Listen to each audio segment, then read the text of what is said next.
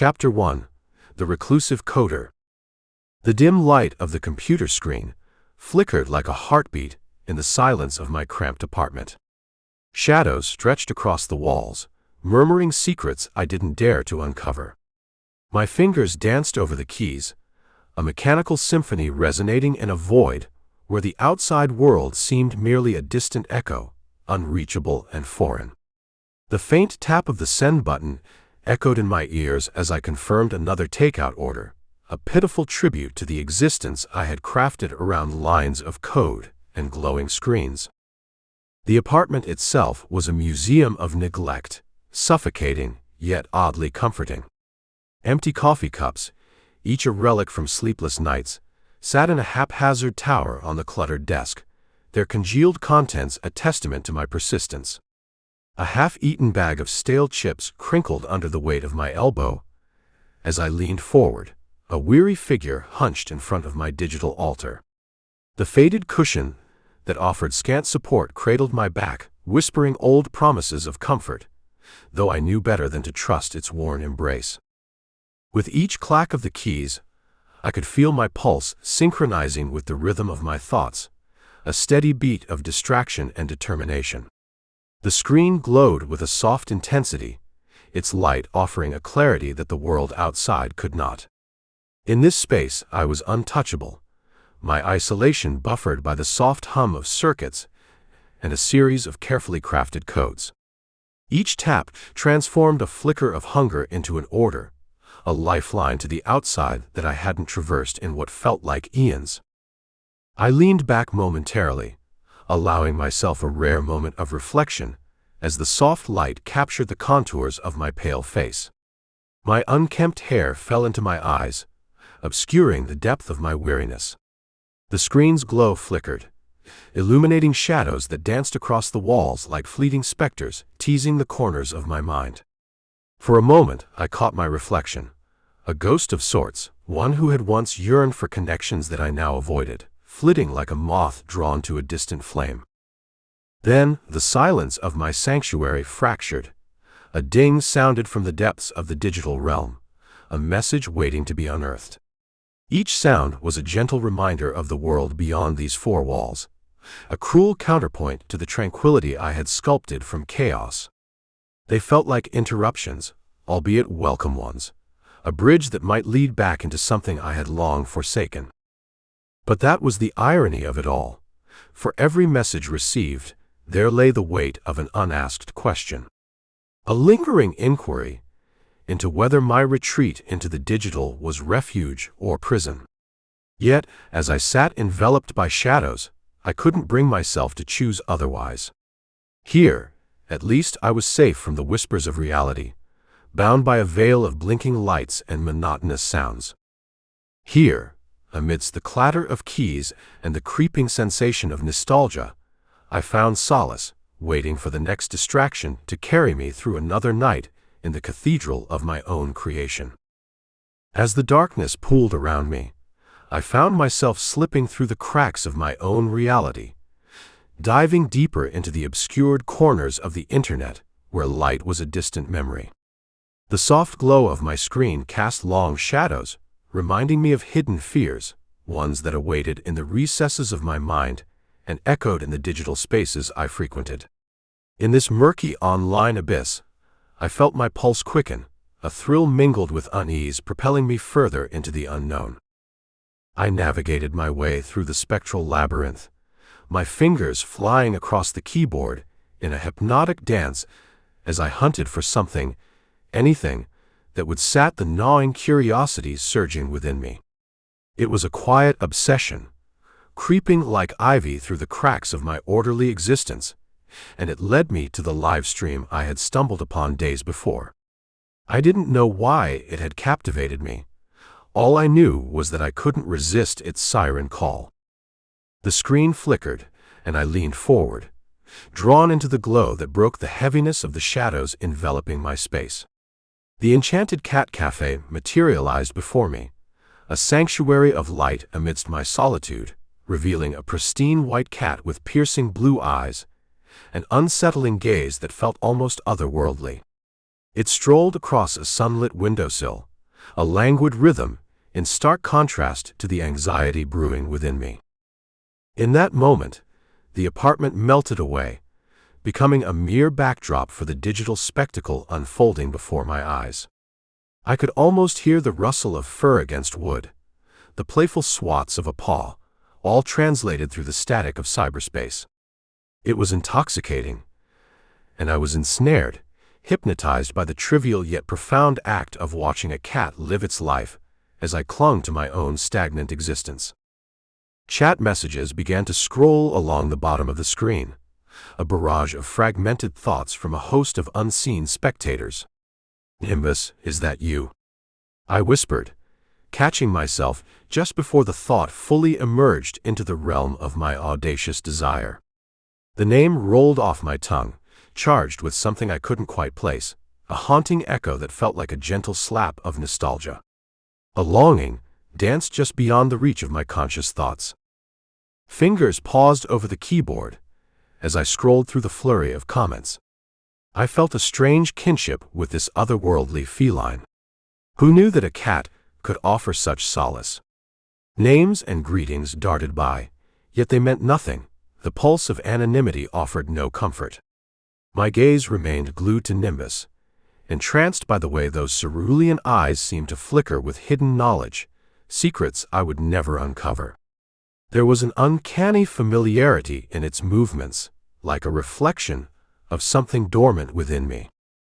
The stream continued, and as I surrendered to the pull, I noticed the sensations surfacing in my mind, a wave of memories, regrets, and unasked questions swelling beneath the surface of my consciousness.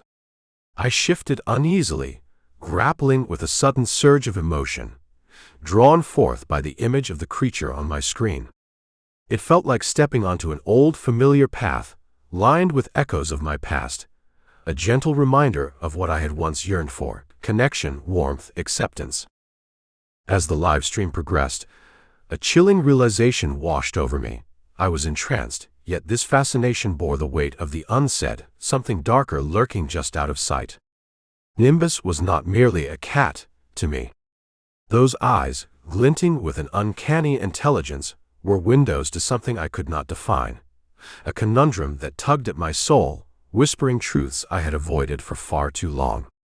In the flickering light of the screen, I began to grasp that this cat was a harbinger of sorts, an omen that beckoned me toward the shadows I'd spent years escaping. As I sat in this web of fascination and dread, I couldn't help but wonder, what secrets would I unearth should I pursue this new thread of my reality? And could it finally guide me out of the lonely labyrinth I had woven, or would it drag me deeper into the chilling embrace of despair? Chapter 2: The Enchanted Cat Cafe. I clicked the live stream into existence, the glow of my screen illuminating my dim apartment like a lighthouse for a ship lost at sea. The Enchanted Cat Cafe flickered to life, pulling me into its warm embrace, a world teeming with laughter and companionship that felt achingly out of reach. As the camera panned across the room, a sense of bittersweet longing washed over me. Weathered wooden tables formed quiet coves where solitary patrons nestled, their soft conversations weaving together into a comforting hum. The lighting was soft, cradling the muted earth tones of the decor in a blanket of familiarity. My heart clenched a little, the throbbing pang of isolation palpable in the space around me, devoid of warmth, except for the distant glow of my laptop. This was a sanctuary, alive with the scent of brewed coffee and pastries, where lives intersected fleetingly like shooting stars. The camera lingered on a couple at a corner table, their fingers brushing as they laughed softly, static from their shared spark, yet for me it ignited only sorrow. I would have given anything to be nestled in that vibrant tableau, my longing morphing into a hollow ache. My heart raced, caught in the throes of another wave of yearning. The enigma of connection tugged at the edges of my consciousness, a whisper that reminded me of what I lacked. And there, behind the polished counter, was her, the mesmerizing Skylar. Her auburn hair caught the light just so, cascading in graceful waves, framing the warm smile that seemed to light up even the darkest corners of my mind. With every new patron that entered, she greeted them like an old friend, exuding an ease that made my chest tighten. I watched her lean forward, pouring steaming coffee from the battered espresso machine into a delicate porcelain cup. "Welcome to the cafe," she said in her clear, gentle tone, a soothing melody amidst the bustling sea of warmth. I caught a glimpse of the regular customer, a familiar silhouette hunched in his leather armchair, nodding with faint acknowledgement as she approached him, and I felt the pang of envy flare deep within me. She had a natural charm, an effortless ability to weave her way through the fabric of life around her, while I remained tethered to my dim reality. The cafe was a puzzle I couldn't seem to piece together. As she deftly deflected questions from patrons with light laughter and a quick change of subject, I sensed something behind her vibrant exterior, a guarded complexity that spoke to the depths of my own loneliness. This subtle dichotomy made her magnetic, and as I watched her navigate the intricacies of conversation, I couldn't help but wonder what secrets she concealed. A moment of levity drew my attention away, as Nimbus slinked between nearby chairs, her small, fluffy frame a stark contrast to the carefully crafted atmosphere. I could almost feel the charm radiating off her immaculately maintained coat, each move deliberate, imbued with regal grace. I held my breath, entranced, as she paused on a table to bat at a stray napkin, her playful antics eliciting a flurry of admiring comments in the chat.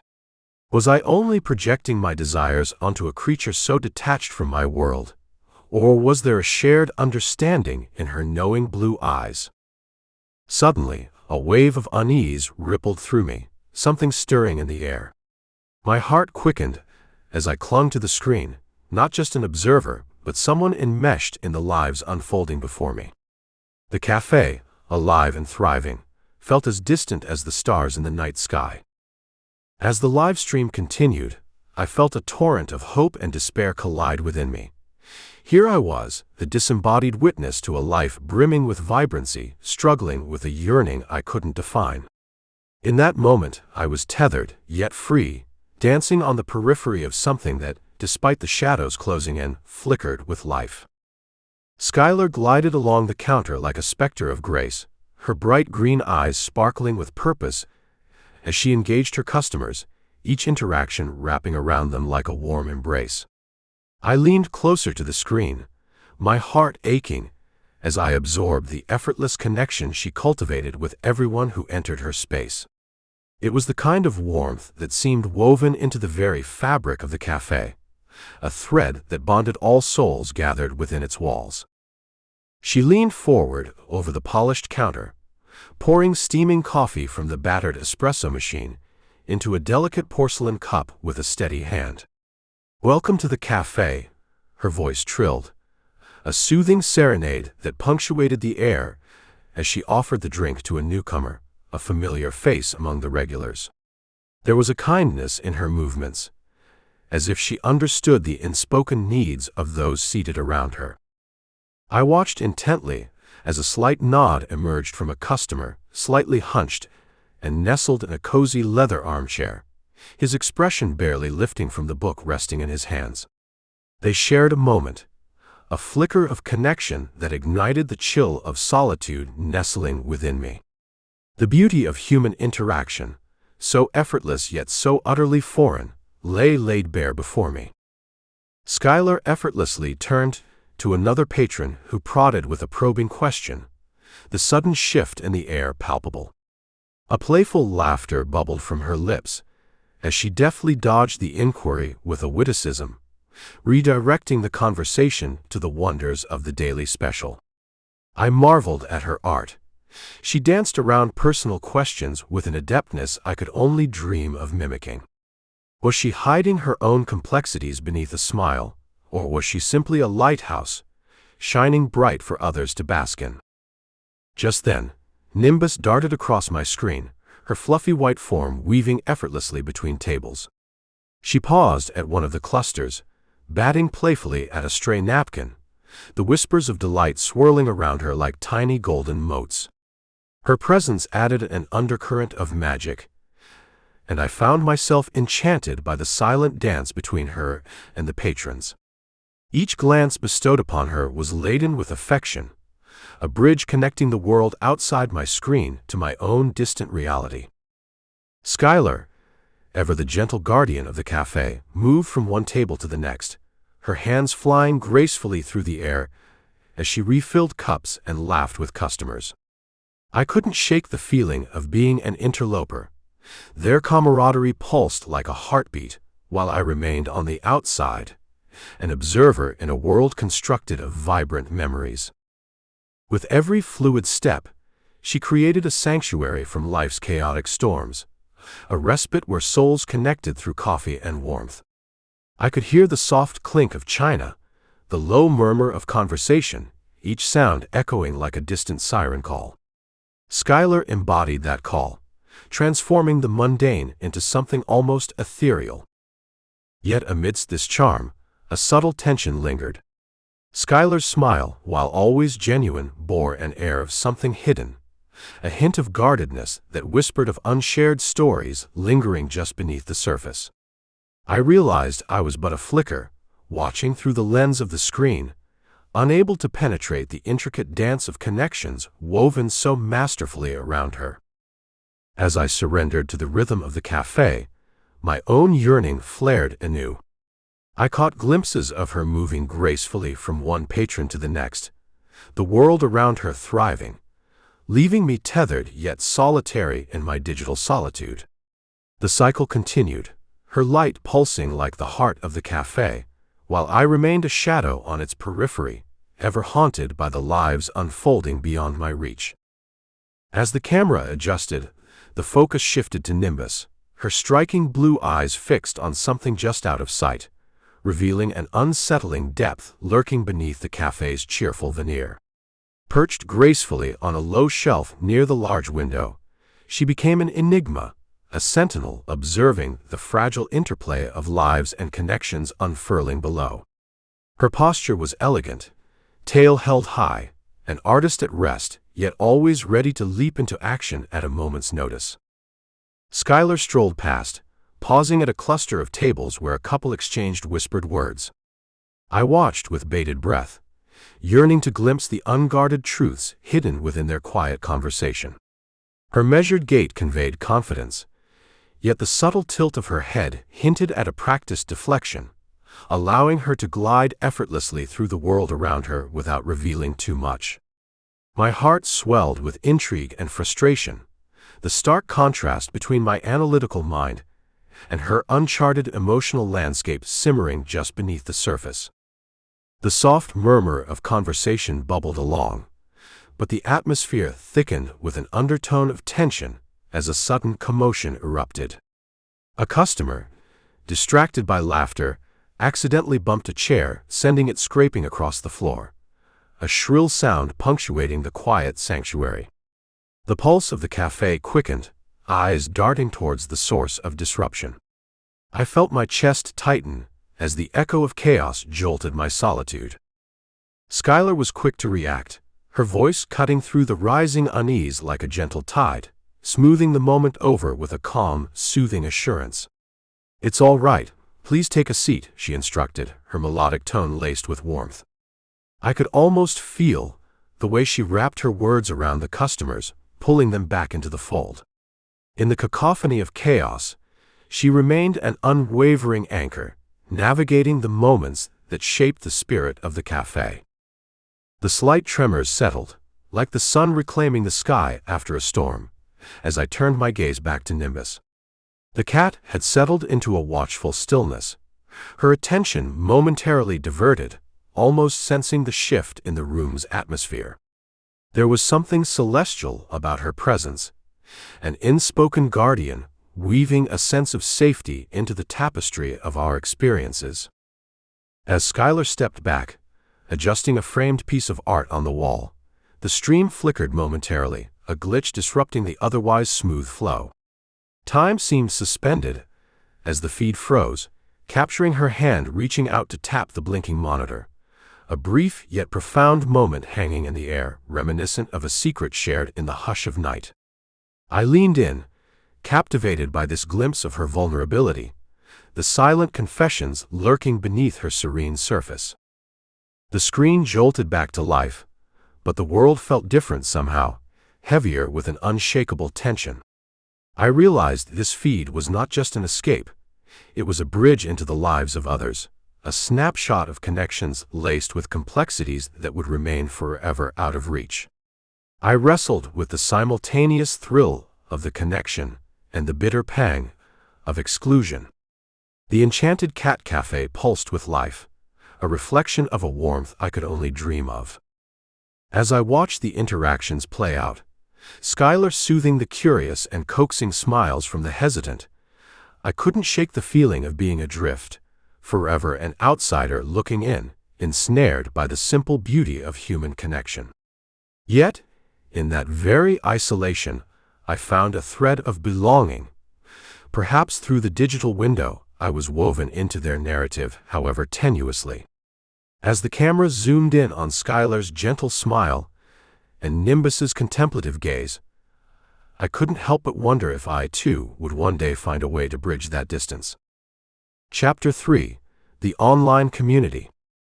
The glow from my flickering laptop cast a pale light across my cramped apartment, turning shadows into specters that danced against the walls. I hunched closer, eyes glued to the screen where a live stream flickered with the presence of Nimbus, the enigmatic feline queen, seated regally in her muted cafe kingdom. In this digital world, I felt both a creeping intimacy and a hollow distance, a ghost bound to the luminescence of ones and zeros, while reality lurked just outside my dimly lit sanctuary. The soft hum of my computer and the rhythmic tapping of keys filled the air as I navigated to the chat panel. Hundreds of messages flickered past like fireflies in the night, a constant stream of excitement and longing, each keystroke resonating with unspoken truths. My fingers danced over the keyboard, careful and deliberate, as I prepared to immerse myself in the ethereal connection that came with the online community. I scanned the chat, catching fragments of conversations, enthusiastic cries of admiration, playful banter, and shared conspiracies. But all of it, every manic comment, was only a dim reflection of the truths I sought. As I leaned forward, something shifted in the frame. My heart skipped, a flicker of recognition and surprise. Skylar appeared on screen, her bright green eyes catching the light, the corners of her mouth curving into a smile that was at once both enchanting and brittle. It was fleeting, a mere heartbeat before the mask slipped. Her expression widened with some unspoken thought, a quick glimpse of vulnerability that almost hurt to witness. I was caught, locked in this moment, and in an act of instinctive obsession, my cursor hovered, still, paralyzed, just long enough to capture that slight flicker of her smile. The world outside faded. The tapping of keys seemed muted, submerged beneath the weight of my pulse thrumming in my ears. I could feel the strands of connection tying me to her image, each moment of her smile a beckoning call to a reality I could only approach through the dimly lit screen. She returned to her composed self, but I remained acutely aware of that moment, the brief aberration in her poise, an equation with an undefined variable. Why had her countenance changed? What had she seen or thought of in that microcosm? I stole a breath, understanding the haunting echo of curiosity pulling me deeper. I paused the stream, the frame freezing, as if to interrogate that small, weighty uncertainty, feeling a familiar thrill rise at the prospect of unraveling a mystery hiding within the mundane. After copying and saving the snippet for further review, I leaned back, eyes fixed on the still image of Skylar, draped in the cafe's soft, earthy tones. The air around me felt heavier, the silence thickened with my compulsion to dissect every detail, as if her entire essence was encoded within that fleeting moment. I reveled in the temptation of the unknown, the persistent ache in my chest a reminder of my longing. How simple it seemed to lose myself in this analytical game, yet how excruciating it felt not to reach beyond the keyboard and grasp the reality that slipped just out of my reach. My thoughts coiled, constricting tighter, each breath a cold wind against the backdrop of the cafe's warm invitation. I needed to share this anomaly, to dissect it further, to watch it unfold, not just through the lens of a spectator, but alongside others who sought to read between the lines of a screen. That desire propelled me, and so, reluctantly, I turned toward the chat, the glow of the laptop screen illuminating my path into the tangled web of virtual connection where both Milo and Olivia awaited, oblivious to my lingering obsession. My heart drummed in my chest as I toggled to the chat window, the glowing interface momentarily disorienting as I stepped from the realm of silent observation into this cacophony of words. The usernames Milo Thompson and Olivia Hughes appeared like breadcrumbs leading me deeper into the labyrinth of human connection, my own alias resting awkwardly alongside theirs, a whisper lost amid the rising chatter. I watched as Milo typed, his fingers flying across the keys with precision. I noticed her pause at 3:15, he said, his words appearing like a methodical dissection laid bare. The air felt charged, thick with anticipation. His analytic mind sliced through the noise of the chat with the calmness of a seasoned detective. His message bore the weight of inquiry, the kind I often wrestled with but never fully grasped. "I caught that too," came Olivia's gentle reply, her text unfurling gracefully. The timing matches a chat comment spike. The simplicity of her observation struck me, as if she had found a key to unlock the doors we all stared at in confusion. A hint of admiration washed over me. How effortlessly she blended empathy with intelligence. My fingers hovered over the keyboard, hesitation creeping in like a shadow. I needed to respond, to articulate my thoughts about that fleeting moment. Yet doubt gnawed at me. What if my analysis fell short, or worse, if it seemed out of place? I always struggled with live conversation, so filled with risk and unexpected turns, yet here in this chat, I held the promise of safety behind the barrier of my screen. But as the live stream droned on behind me, I found myself frozen, the rhythmic clicks of Milo and Olivia's messages thrumming in my ears. The chat scrolled with new revelations, yet my mind latched onto the shift that occurred just before Skylar's lapse, a gesture I desperately wanted to analyze but felt too feeble to articulate. I swallowed hard, my breath catching as I typed, "What do you think she was reacting to?" It felt thin, like a sliver of ice balancing precariously above dark waters.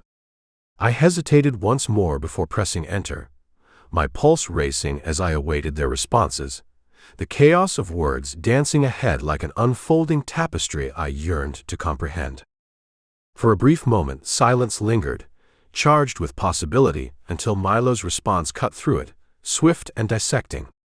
Could it have been something in the chat?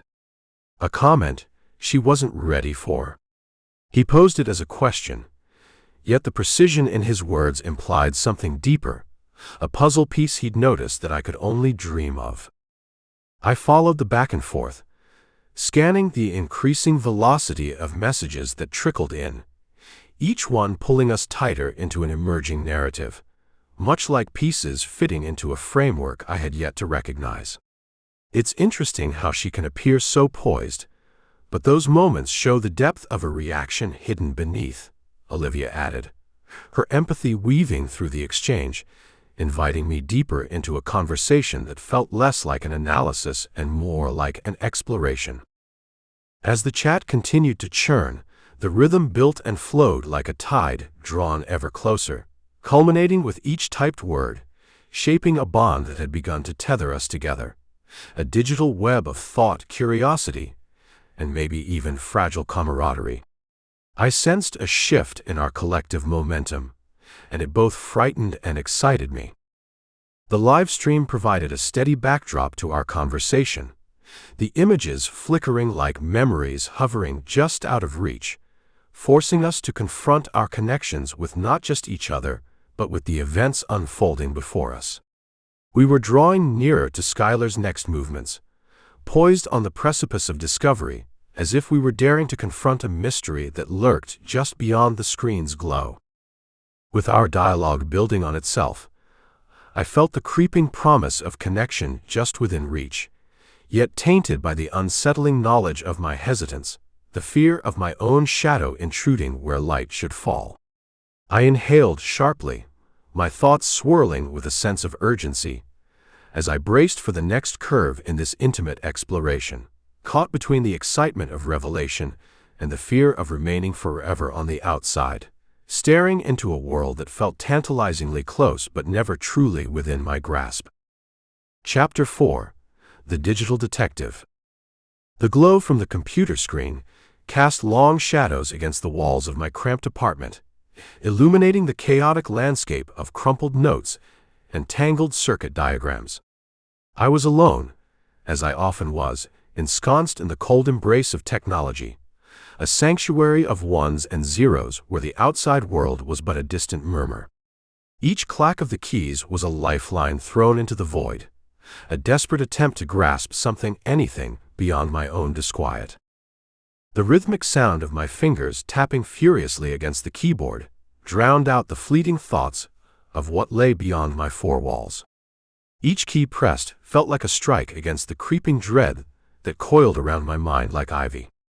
I leaned forward, almost too close to the monitor, the disheveled strands of dark hair brushing against the screen, as I narrowed my focus to the small window looping the live stream of the Enchanted Cat Cafe. Nimbus, the cafe's resident feline deity, moved with an otherworldly grace, her pristine white fur shimmering against the worn wood of the windowsill. I could almost feel the soft cadence of her purrs reverberating through the air, though the feed was silent. Instead, my attention drifted to the figure of Skylar, her long, wavy auburn hair cascading over her shoulders, creating an alluring halo that captured the light with every movement. There was something magnetic in her demeanor, an effortless charm that seemed to flicker between friendly warmth and enigmatic reserve. She deflected questions with the poise of a seasoned diplomat, each gesture calculated and deliberate. I shuffled a pile of scribbled notes beside my monitor, the crinkling paper a reminder of the countless hours spent deciphering code. Each arcane symbol, each line of logic spun a web that kept me ensnared. It was easier to lose myself in these equations than to confront the reality outside my apartment, a life filled with uncomfortable interactions and wavering connections. Here I had control, an illusion perhaps, but it was one I clutched tightly as the cursor blinked, taunting me with its insistent flicker. As the stream rolled on, my fingers flew across the keyboard, inputting lines of code to parse the visual feed for patterns that danced beneath the surface. I muttered to myself, "Run it again," with an almost obsessive fervor, watching as the screen refreshed, displaying rows of data that now swirled before me like an incantation. I scanned the output, my breath catching, as a series of numbers aligned precisely with Skylar's gestures, the slight tilt of her head, the curve of her smile, as if the fabric of time had conspired to knit our fates together, if only in my mind. Each anomaly highlighted in red felt like a heartbeat, pulsing with significance I could barely comprehend. My heart raced, a cruel paradox to the numbness that had settled in my hands. The computer fan whirred, matching the quickening tempo of my thoughts, as I fought against the reality of the scene unfurling before me. The monitor flickered with each breath, reflections of my widening eyes mingling with the sea of code. And then a chime that cut through the haze, shocking me back to the present moment. I flinched, my shoulder twitching involuntarily, as I glanced down at my smartphone, its screen glowing with the confirmation of a takeout order. Food, another connection to the outside world, a fleeting comfort amidst my relentless pursuit of the data swirling around me. I took a deep breath, momentarily torn between the call of nourishment and the pull of the task before me. In this realm of logic and solitude, it was almost instinctive to shrug off the distraction. But the warmth of a meal delivered to my door whispered of mundane joys, and for a fleeting second, I could almost imagine sharing it with another soul, a breath of companionship on this cold, haunting night. The thought flitted away as swiftly as it came, the pulse of anxiety returning as I returned my gaze to the screen, fingers hovering over the keyboard once more. The scenes from the live stream swirled together in my mind, slipping through my fingers like water. Skylar's movements, every tilt of her chin, each ripple of laughter, intertwined with the very code I was orchestrating. The code would reveal truths hidden from plain sight, would bridge the chasm of isolation, if only I could find the key. But it was there, looming in the data, that elusive new variable waiting to be discovered. I leaned in closer, the tendrils of my hair brushing against the monitor, feeling the heat rise in my cheeks as I focused on the screen where my gaze narrowed like a hawk poised to dive. There it was, shimmering faintly in the output log, a disruption in the expected flow, a whisper of something more beneath the surface. The air felt thick with possibility as I prepared to delve deeper, searching for the answers hidden behind the numbers, hoping they would unlock the secrets of what was now becoming my obsession. I could feel the weight of the air thicken around me as I leaned in closer, my eyes narrowing in relentless pursuit of the flickering code, a chaotic dance that promised secrets yet to be unearthed. Every pulse of the computer's hum was a heartbeat syncing with mine, the disquiet I harbored surging forth, threatening to rupture the delicate balance of my obsession. With a trembling hand, I executed the parsing program once more, the calculated keystrokes reverberating in the silence of my apartment. The anticipation hung like a taut wire, vibrating with possibility as the screen refreshed. I held my breath, waiting for the cascade of data to unfurl before me. Numbers and letters tumbled together like fallen leaves caught in an autumn wind, and my pulse quickened in time with the rhythm of the input stream. I leaned in closer still, almost willing the screen to reveal its hidden truths. And then they appeared, rows of red highlighted anomalies pulsing like a warning light in the dark. Each sequence felt like an intrusion into the rhythm of my quiet existence, demanding my attention with an almost malicious glee. The connection to Skylar's gestures became glaringly apparent, and I was plunged into a chasm of dread and excitement, watching as my world shifted under the weight of what I was uncovering. I began to map the patterns frantically, every new revelation swelling within me, creating a whirlpool of feelings that threatened to drown out everything else. Was I projecting my desires onto these sequences, or were they real? The question echoed, dark and heavy, as the familiar landscape of my thoughts frayed around the edges. It was a troubling entanglement, intertwining threads of obsession with a haunting sense of foreboding. I pulled myself away from the current, a flash of a memory dragging me down, a soft sound, Nimbus purring as she approached the cafe window, Skylar's laughter threading through the air like music. My mind raced back, recollections intertwining as I sifted through fragments of conversation and flickers of connection. I had often watched from the digital sidelines, allowing their lives to play out before me, a constant loop in my subconscious, her words laced with subtleties that only my analytical mind could decipher. But now, there was something darker brewing beneath that veneer of connection, a twisting narrative of dread tinged with anticipation. Each movement, each fleeting glance from Skylar was more than a graceful dance. It became an enigma that begged for resolution. I focused on the most erratic sequences, each one like a shard of glass pulling me further into its grasp.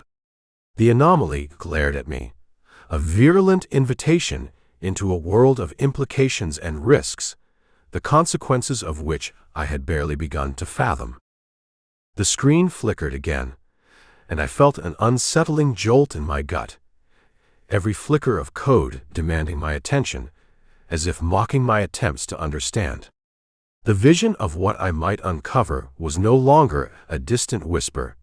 It pulsated in the forefront of my consciousness, demanding I take action before the connections I'd spun into my mind spun their web around me entirely. Frantic now, I input command after command, my fingers a blur against the keyboard as I fought against the chaos rising within me. I could feel the walls of my apartment closing in, the shadows stretching like dark tendrils reaching out for me. My heart raced, caught in a loop of exhilaration and dread, each cycle deepening my descent into an obsessive fervor that brushed against the thin line of madness. And then it hit me. A new variable flashed on the screen, disruptive and enigmatic. The flood of emotions surged as I registered its implications, an echo of my worst fears entwined with a strange exhilaration. I felt cold tendrils of anxiety creep along my spine, twisting with the giddy thrill of revelation. This wasn't mere data anymore. It was an echo of a dark connection, a pattern repeating in the infinite space of my mind, begging for attention while warning me to stay away. There, in the heart of the machine, I recognized the monster I had created, a perilous thread tying together my existence and that of Skylar and Nimbus. My fingers stilled for a moment, hovering over the keys as I stared at the monitor, grappling with the weight of my discoveries. Would the knowledge I sought unravel everything I had built, or could it unlock the door to something far more profound? As the weight of my obsession enveloped me, the darkness seemed to beckon. I drew in a shaky breath, my heart pounding in my chest as I resolved to follow this lead, hoping it would guide me deeper into the tangled web I found myself ensnared in. The shadows gathered, an echo of the unsolved mysteries lurking in the cafe's warmth. And for the first time, I felt as if I were on the cusp of something terrible and beautiful. Chapter 5: The First Clue. In the suffocating confines of my dimly lit apartment, I sat hunched before my computer screen, its cold glow the only witness to my fervent obsession. The rhythmic chatter of my fingers against the keys filled the silence, punctuating the air with each calculated movement. I leaned closer, scanning the relentless stream of data, hunting for the flicker of Skylar's image, desperate to piece together the puzzle that lingered just beyond my reach. The room enveloped me, the narrow walls creeping inward like the unresolved thoughts that spiraled through my mind. Shadows slithered across surfaces littered with half-empty coffee cups and haphazard stacks of notebooks, each scribbled page containing the ghost of my fleeting sanity. It was in this chaos that I found solace, the gentle hum of the old desktop fan harmonizing with the more frenetic cadence of my obsessive typing. As I navigated through the scrolling footage, the soft click of my mechanical keyboard provided a dissonance that somehow eased the tightening grip of anxiety around my chest. Each time Skylar's bright green eyes flashed across the screen, a chill surged down my spine, her presence both invigorating and unnerving.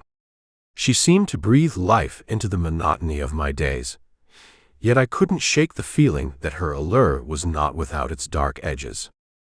I captured every detail, every slight tilt of her head, the careful lift of her hand in response to an unseen prompt, the moments that danced just out of reach of my understanding.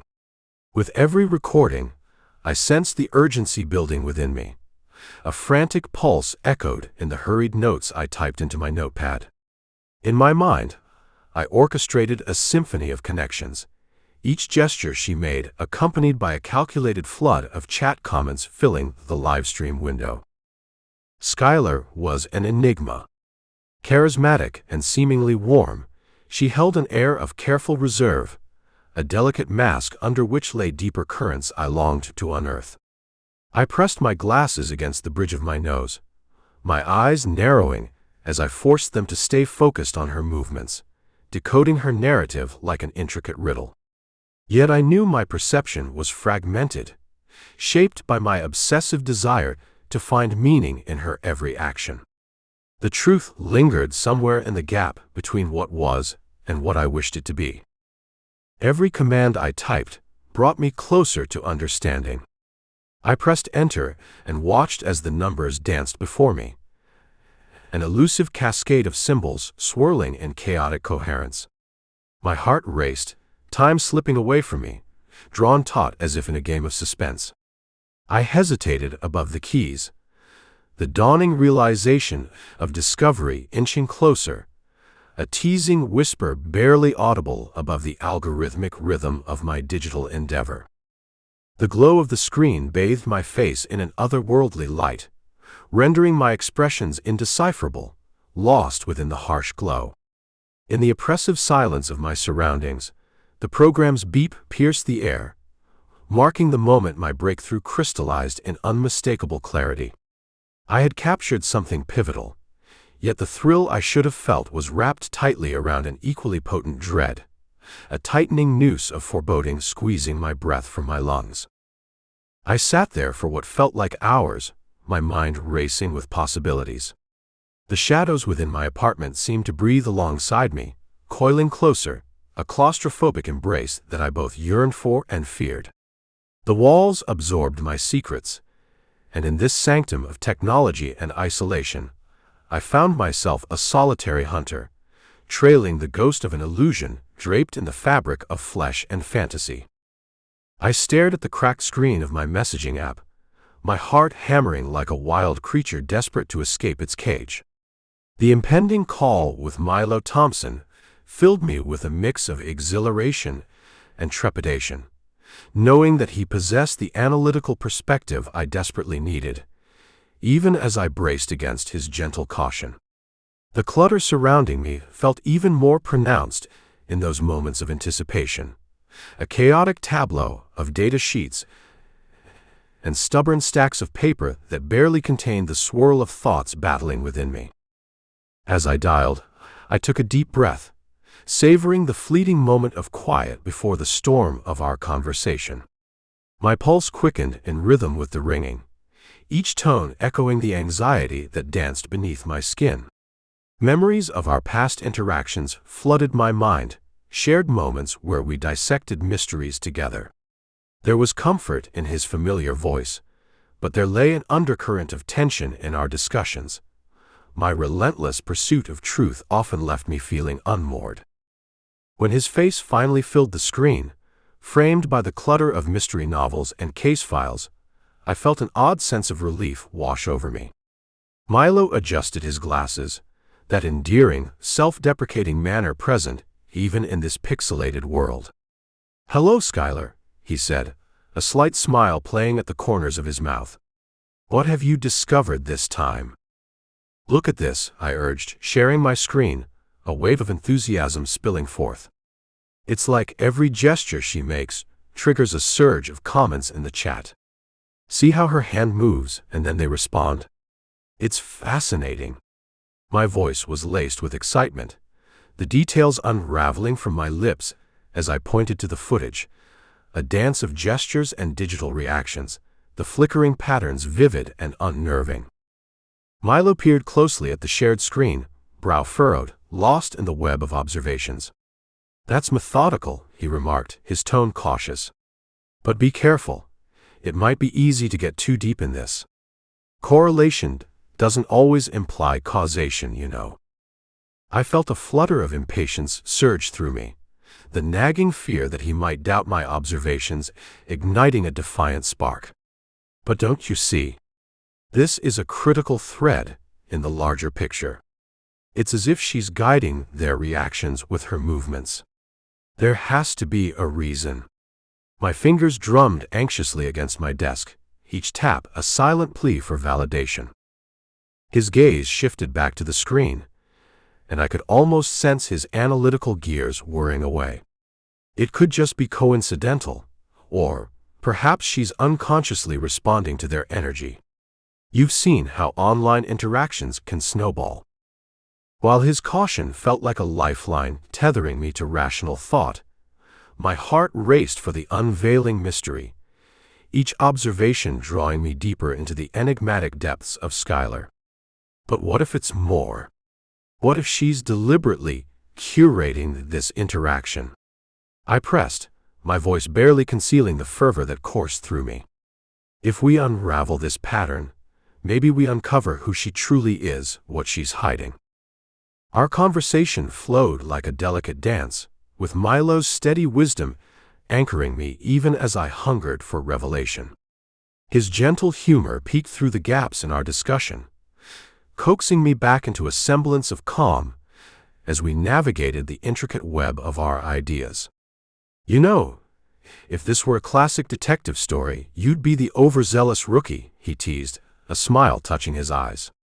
"But every good mystery has its twists. We should keep our options open." The rhythm of our exchange steadied, his voice filling the silence that had seeped into my thoughts. Yet even as we traded observations, a nagging fear gnawed at my insides. What if I was on the edge of uncovering something far darker than I anticipated? That unyielding thought clung to me as a persistent shadow. With every click of the keyboard, every analyzed frame of Skylar's live stream, I felt the boundaries of my investigation begin to twist.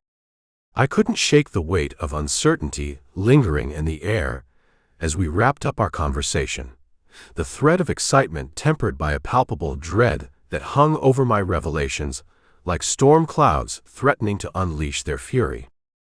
"I'll send you my notes," I said at last, reluctantly disconnecting the call. I needed to distill this growing fascination into something tangible, something Milo could trust. But even as I typed, I felt that same urgency lacing my fingers, knowing that I was on the verge of crossing a line I might never be able to retreat from. As the screen darkened, the atmosphere thickened in my apartment, every shadow stretching into an unwelcome reminder of the mysteries lurking beyond my reach. The moments of clarity felt like fragile shards of glass, beautiful yet capable of cutting deeply. And with every heartbeat, I was drawn deeper into the web of Skylar Moore, even as the edges of reality began to blur with the possibilities of what lay ahead. Chapter 6: The Growing Team. In the quiet abyss of my apartment, the glow of multiple monitors illuminated my face, stark against the shadows that clung to the corners like remnants of a forgotten nightmare. The cluttered desk surrounding me, scattered with discarded coffee cups and scribbled notes, felt both familiar and suffocating. I took a steadying breath and initiated the call, the screen flickering to life, a digital window into the connection I craved yet feared. The chat window opened like a gateway, my fingers poised over the keyboard, hesitation gripping my chest. "Olivia, can you join now?" I typed, the words seeming to float into the void before me. Each letter felt heavy, burdened with my hopes and anxieties. She was my tether to humanity, and the thought sent a shiver of discomfort through me. While the lines of code that danced across my screens brought me solace, human connection always spiraled into complexity. The call connected, revealing her face, a soft silhouette against the warm glow of her room. Olivia held a steaming mug in her hands, her features serene and focused, the gentle rise and fall of her breaths almost comforting. As I watched her, I felt a pang of envy. She seemed so at ease, unburdened by the shadows that loomed behind my own heart. I often wondered if she felt the weight of the world as I did, hidden behind the thin veneer of screens. Suddenly, I was jerked from my reverie by the sound of a click. Cameron's camera activated, revealing a slight nod and a focused gaze as they adjusted their headset. There was something reassuring about their presence, quick-witted and ever-observant, a steadfast ally in this sea of chaos. "Hey," they greeted, their voice cutting through the silence. "What are we working with?" "Just trying to decipher the latest logs," I replied, leaning back as my fingers resumed their dance across the keyboard. I split the screen, revealing live code streams from the mysterious livestream data, dark tendrils of information intertwining with the remnants of my thoughts. This digital realm, where patterns emerged from the chaos, was the only place where I felt truly at home. As the three of us settled into our digital configuration, a sense of purpose washed over me, one that provided a temporary reprieve from my discomfort. Each keystroke began to erase the gnawing anxiety within me. As I fell into the rhythm of collaboration, the pulsating lines of code flickering like a heartbeat on the monitor. Yet it felt eerily familiar, as if we were choreographing a dance with ghosts. We huddled closer to the main screen, our reflections merging with the glaring light of the data displayed. "I found this recurring string in the log," Cameron pointed out, leaning forward, their finger hovering over the highlighted text. I could see the gleam in their eyes, the rush of discovery that always ignited a spark of enthusiasm within them. Olivia adjusted her glasses and peered at the screen, her brow furrowing in concentration. "I think maybe we should rerun that segment," she suggested softly, her fingers deftly navigating the keyboard, typing her thoughts with careful precision. It was a delicate dance she performed, navigating through the chaos to pull meaningful insights from the endless stream of information. In that moment, as I observed the two of them working seamlessly together, a sharp beep pierced through the silence, causing my heart to leap. An unexpected alert flashed on the console, drawing our attention as it froze our inputs, interrupting our focus like an uninvited specter. The tension in the air thickened, and I felt the familiar grip of anxiety tightening its hold around my chest. We had crossed a threshold, one that I couldn't shake, and I knew in my gut that whatever came next would unearth hidden fears lurking within each of us. A heaviness settled over the room as the alert beep echoed in our ears, the air thick with uncertainty. We had crossed a threshold, our collective breaths catching in the space where tension hung like a low fog. I felt my heart race, adrenaline pumping as I stared at the console, knowing that we were on the brink of unraveling something that might shatter the fragile balance of our online existence. "Was that a system alert?" Olivia asked, her voice barely above a whisper, as if the very act of speaking might summon the specter haunting us. Her features had shifted, the calm serenity replaced by a flicker of unease. I could see the way her posture tensed, how she instinctively leaned in closer to the screen, drawn by an invisible thread of concern. Cameron remained quiet, their gaze locked on the flashing red alert as if willing it to recede. The energy in the room crackled like static electricity, the unspoken thoughts whirling around us. "We need to check what triggered it," I said, my own mind racing. The logic that usually comforted me now felt inadequate against this looming uncertainty. "What if it's just a glitch?" Cameron finally spoke, their tone cautious yet curious. "Could it be something harmless?" Yet there was an undertone of doubt, their eyes darting between the alert and my troubled expression. Olivia's fingers danced hesitantly over the keys, her uncertainty palpable as she typed. "But what if it's not? What if it's connected to the data we've been looking at?" The tension twisted in my gut as her words hung in the air, and I knew deep down that she sensed the gravity of the situation, just as I did. "It could be a hacker. A backdoor we didn't catch," I offered, my voice steadier than I felt. The words poured out, fueled by the unyielding anxiety tightening its grip. I shifted, attempting to channel my turmoil into something tangible. "We have to dig deeper." "But how?" Olivia countered, her tone laden with hesitation, the uncertainty fraying at the edges. "What if we provoke something we can't control?" Her gaze flickered to Cameron, who wore a conflicted expression, torn between loyalty to our mission and the trepidation that brewed within them. Cameron leaned back in their chair, allowing the silence to fill the void, yet the unyielding glow of the screen continued to beckon.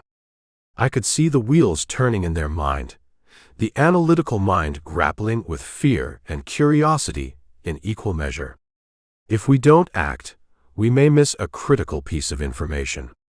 It might tell us why the logs are acting strange," they offered finally, breaking through the anxious silence. The decision loomed over us, like a noose tightening around our collective hopes. What would happen if we turned back? Would our fears suffocate us, leaving us mired in a state of isolation? Or could we take that step forward into the unknown? I could feel my heart racing, a wicked thrill mingled with dread. Okay, I conceded, taking a deep breath, attempting to ground myself. We go forward. We need to find the root of this. The resolve clattered inside me like a shaky breath. It felt right, this leap into uncertainty. We rallied our energies around the main screen, coding and twining once again in the digital sphere, yet something ominous hovered at the edges of our consciousness. With each keystroke, the atmosphere thickened as we unearthed layers of coded information, shifting through timestamps and rogue strings that displayed on the console. As we continued, Cameron's brow furrowed. Here. This line, it correlates with the alert. See the timestamps? Their excitement rippled through the room, yet my heartbeat thundered in my ears. I leaned closer, squinting at the screen, scanning the text as a familiar sense of dread washed over me. Something doesn't feel right, I muttered, my voice scarcely rising above a whisper, like the last breath of summer air before autumn's chill sets in. Suddenly, we were faced with an unsettling realization, an unfathomable void that lay beyond the surface of code.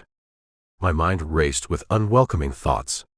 Had we opened a door that should have remained locked?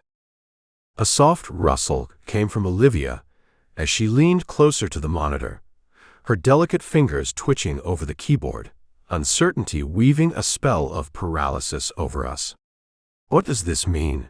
she questioned, her voice trembling slightly as her eyes darted between the console and our faces, desperately seeking reassurance in our shared fear. The unrelenting pressure continued to mount, and we hovered at the precipice, staring into the abyss. Each of us had stumbled upon our deepest fears: isolation, connection, vulnerability, dark threads woven into our minds. As the logs continued to scroll, an ominous truth emerged, whispering like an unsettling echo. We were navigating a labyrinth of consequences, and I feared we had awoken something we couldn't control. As the clock ticked away, I resolved to face whatever awaited us at the end of this digital descent. The weight of our sins mingled in the air, a reminder that connections are often built on haunting fragments of our past, and sometimes the line between salvation and damnation is frighteningly thin. The chill of uncertainty swept through the room, lingering in the spaces between us. The past had a way of catching up, a darkness creeping slowly forward, always waiting for us to take that final step too far. And we were just about to take it. Chapter 7: The Close Call. As the screen lit up with an insistent pulsing red alert, an unexpected chill crept into my apartment, mingling with the stale air around me. A sharp anomaly spiked across the livestream data, signaling chaos in the serene world of the Enchanted Cat Cafe. My heart raced as the flickering feed revealed Skylar, framed by the warmth of the cafe lights, her slight, deliberate turn of the head capturing a cool, barely there smile that ignited both intrigue and dread within me. The chat window to the side exploded into a frenzy of terse messages, each phrase punctuating the chaotic atmosphere suffocating my mind. "Alert! System breach," one shouted, as if the words themselves could incite action. "Focus, cover the logs now," rushed another, the clamor rising like the background noise of an unraveling world. As I leaned forward, the muted clatter of my fingers tapping against the keyboard formed a rhythm that was oddly comforting amidst the chaos. Skylar's image flickered momentarily, her features illuminated in stark detail, a striking woman with long, wavy auburn hair that danced around her shoulders like firelight, her bright green eyes brightening the dim screen. Her movements were graceful, magnetic. I could almost feel the warmth radiating from her, even through the digital barrier separating us. It was a beauty that seemed to hide untold stories, just like the shadows of my own past creeping over the walls of my apartment. "Ryder," a voice pinged through the digital channels. "You see that? We need you to act now." The urgency punctured my thoughts, piercing the fleeting moment of connection I felt with her. I swallowed, forcing my fingers to focus on the keys. Panic gnawed at the edges of my mind, every heartbeat syncing with the alert flashing on my screen. What could this mean for the cafe, for her? As my eyes darted across the data streams, my brain shifted into analytical mode. Lines of code flickered and danced like disjointed memories I could never grasp fully. I strained to comprehend what was happening. A distinct spike in the data corresponding to an unfamiliar incoming source, unauthorized yet persistent. The implications of this violation weighed heavily on me, casting a veil of dread over the moment. My thoughts fragmented, whispers of previous vulnerabilities echoed, images of failure swirling in the quiet recesses of my mind. But beneath that haze of fear lingered a flicker of something else, a yearning, perhaps, that I'd held close but never dared to acknowledge. Skylar was always an enigma, woven into the fabric of my digital life. Her cafe had morphed from a quaint gathering place into a symbol of connection that eluded me, tantalizing yet forever just out of reach. How could I protect what I could barely touch? "Switch to backup now." Another message jolted me back to the present. I gritted my teeth, grasping at the threads of panic as I threw myself into action. It was all instinct now, driven by an internal clock ticking down with every pulse of that red alert. I craved clarity even as darkness loomed. I leaned forward over my battered keyboard, each key worn from my frantic insistence. My disheveled hair fell into my eyes, obscuring my vision, but it barely mattered. I was losing myself in the chaos of numbers and commands. My fingers struck the keys in precise, staccato bursts, a frantic dance that mirrored my racing thoughts. The screen flickered, my heart pounding in time with the irregularity, lines of code streaming past as I executed emergency protocols. The glow from the monitor painted harsh shadows on the walls, surrounding me in a cocoon of digital urgency. The chat pinged again, each notification stacking like growing dread. "Restart the scrubber script, protect the data." Voices of urgency faded into the background as my focus narrowed. There was no room for failure here. Not now. I glanced back at the livestream feed, her cool smile seeming like a cruel joke against the backdrop of what was unfolding. Did she have any idea? My fingers hovered over the keys as memories floated back, tinted with longing. The small exchanges we'd had, her laughter that echoed through my mind like haunting music, each moment felt distorted by my obsession, the very definition of a connection that remained fractured. "Just a moment more," I murmured, as if Skylar could hear me through the screen. With a rapid series of keystrokes, I prepared to implement the final command. The silent digital void of my surroundings felt overwhelming. I could almost hear the collective breath of my teammates, tense and waiting for a solution. I hesitated, the weight of responsibility pressing down like lead as the last fragments of doubt crept in. "It's done," I typed curtly, my heart stuttering at the finality of it. In that silence, I braced myself for the consequences of the choices we'd all make, one message at a time. In the quiet aftermath, dread mingled with a strange sense of relief, yet the question still lingered. Had I truly managed to protect her world, or was this merely the beginning of something darker? With each frantic keystroke, urgency engulfed me, turning my apartment into a stark battleground. The dull glow of the monitor reflected my tense posture, shoulders hunched as I leaned closer, fingers dancing over keys in a wild flurry of instinct. Adrenaline coursed through my veins, a reminder that in this world of binary codes, human warmth felt both distant and impossibly close, nestled behind the flickering screen. I had built this fortress of technology around myself, yet here I sat, an unwitting guardian of something greater than mere code. The gentle hum of my machines did little to soothe the rapid thrum of my heart, as the pulse of the alert pulsed, echoing in the back of my mind. The outside world faded to silence as I plunged into the depths of the data, battling the rising tide of anxiety threatening to engulf me. The air in the room thickened, shadows creeping across the cluttered desk. The only other light flickering came from the lonely overhead bulb, a faulty sentinel casting a pallid glow. Dust motes danced in the harsh light, weaving stories of neglect I knew all too well, an odd juxtaposition to the vibrancy of Skylar's Cafe, where every corner spoke of life and laughter.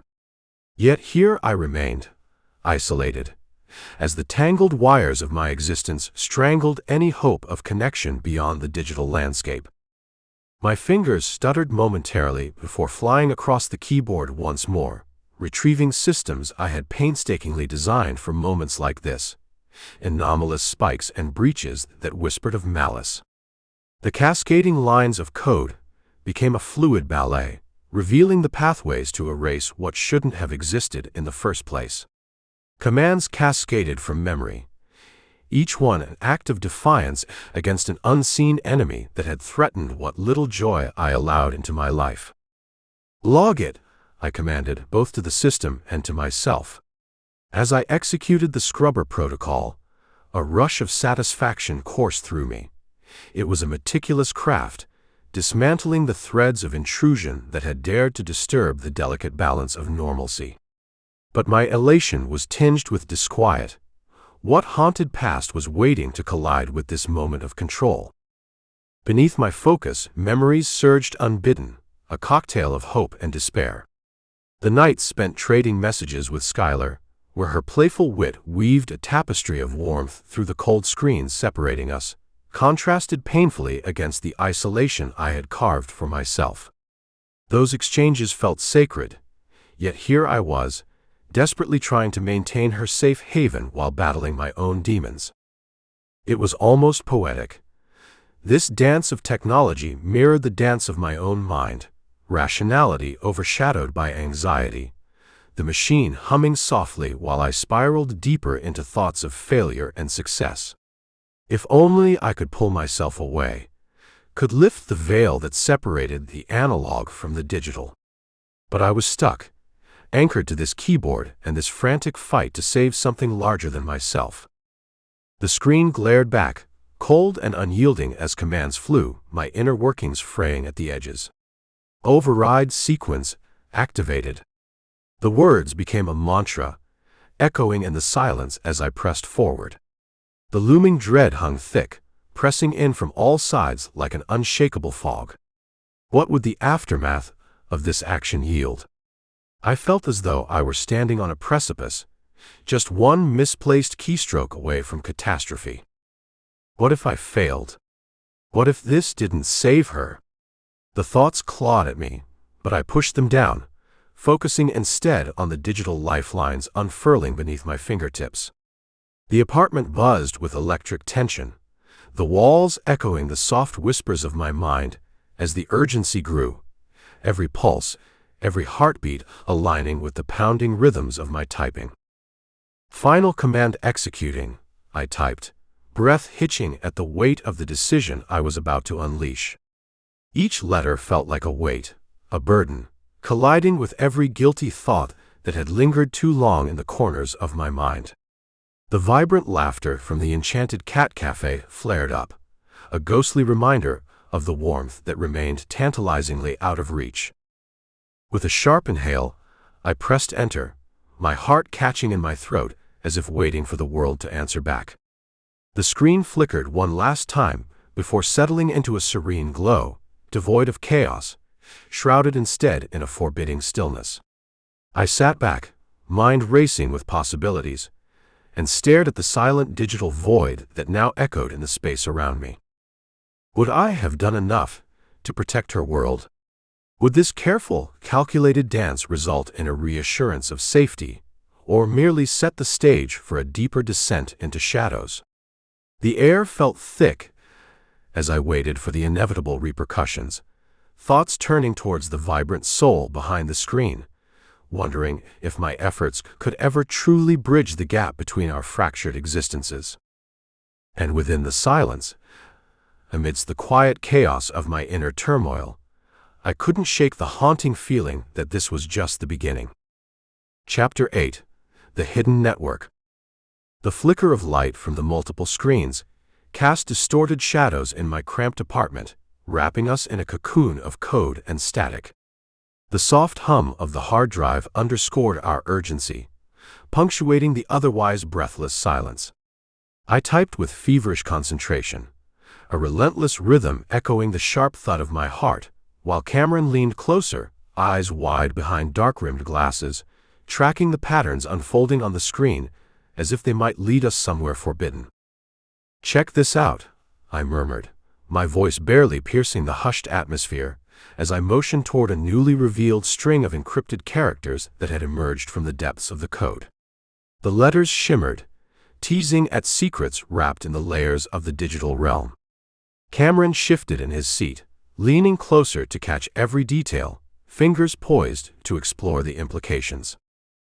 "Right there," Cameron said, pointing at a series of blinking hexadecimal numbers.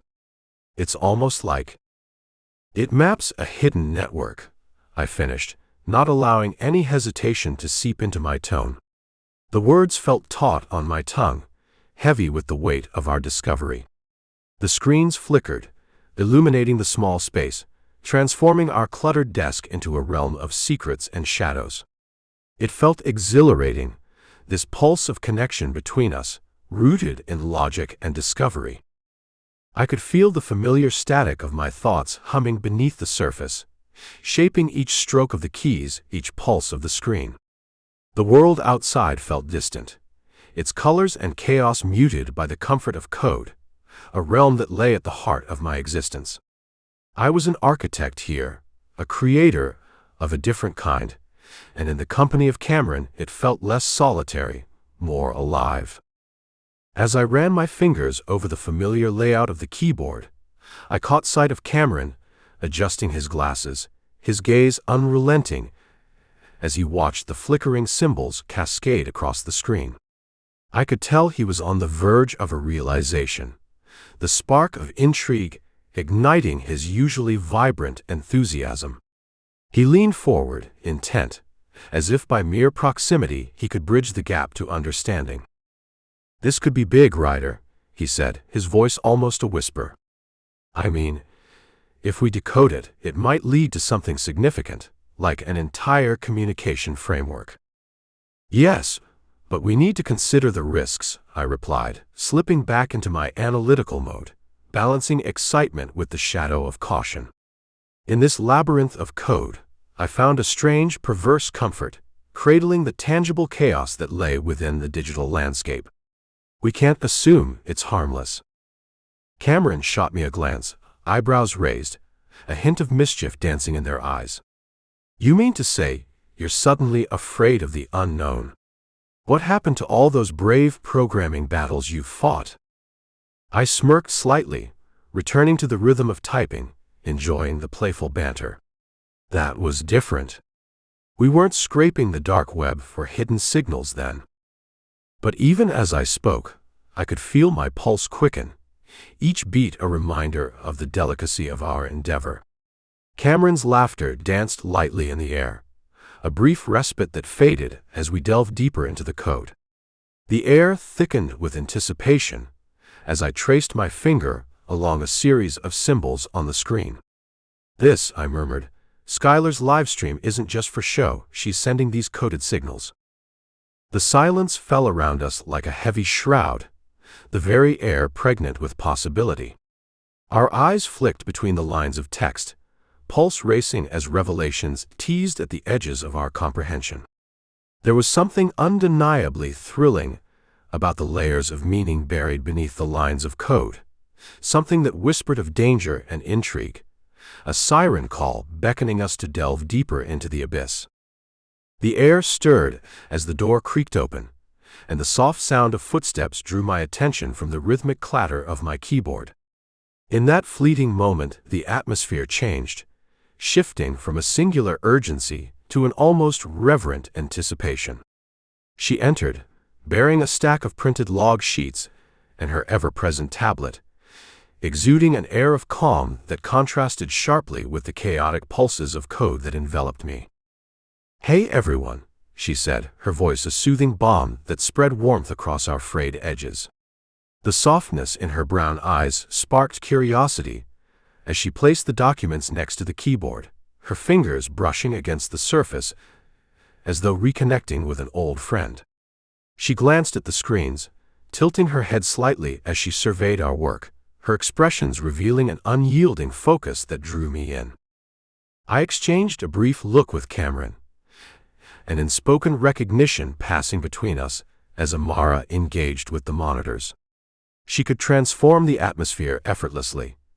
Each measured glance she cast toward us felt like an invitation, an acknowledgement of the struggle woven into our frantic coding. She mused, drawing closer. The scent of her earthy cardigan enveloped the space, almost grounding me in the present moment. It was a welcome reprieve from the harrowing charge of discovery, a reminder that human connection could still linger in the air, even as we delved deeper into the abyss of the digital world. I caught the glimmer in Cameron's eye, as if we both sensed the same burgeoning tension that accompanied her presence. Here stood a mediator, a stabilizing force amid the chaos that whispered danger in every line of code. Her approach felt unhurried, the grace in her movements drawing me back to the weight of what we'd unearthed. "I noticed your data has a repeating timestamp," she stated plainly, her gaze narrowing as she pointed to a specific column in the log, tapping the paper lightly. There was an analytical quality to her voice, rhythmic and measured, yet warm, pulling us closer to the intersection of logic and humanity. Cameron leaned forward, eyes bright with understanding. "That's interesting. It could mean someone is feeding information through a steady stream. Do you think it connects with Skylar's signals?"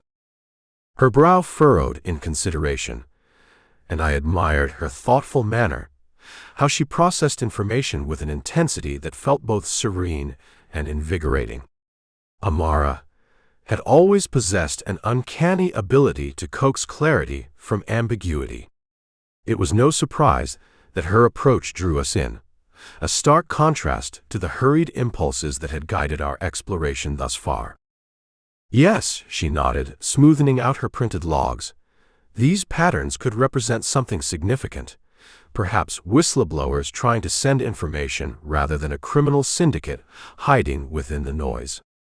Her voice conveyed a reassuring warmth, infusing optimism into our analysis as she methodically pointed at corresponding time markers. The three of us gravitated around the desk, the merging of tangible sheets and digital displays creating a tangible sense of unity. I could feel the shifts in our energy as the code blurred the lines of reality, transforming abstract concepts into tangible urgency. It became clear that this discussion was no longer just about hidden signals. It was about discerning the human elements in the data we sought to understand. We gathered in close, leaning over the monitors in shared curiosity as the underlying patterns began to reveal themselves.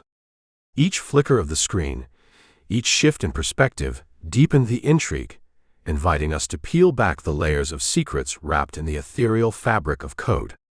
I lost myself for a moment in the connections between us, the electric tension mingling with unspoken hopes as I felt the weight of her gaze.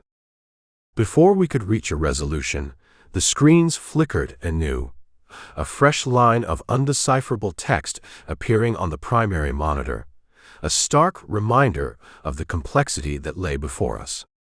The moment hung, frozen in anticipatory scrutiny, as if the data itself held its breath, daring us to breach the threshold of understanding. The moment hung heavy in the air, the recently unearthed line of text blinking tauntingly on the screen, casting an eerie glow on our anxious faces. We lingered in uncertainty, the thrill of discovery colliding with the foreboding weight of what remained just out of reach.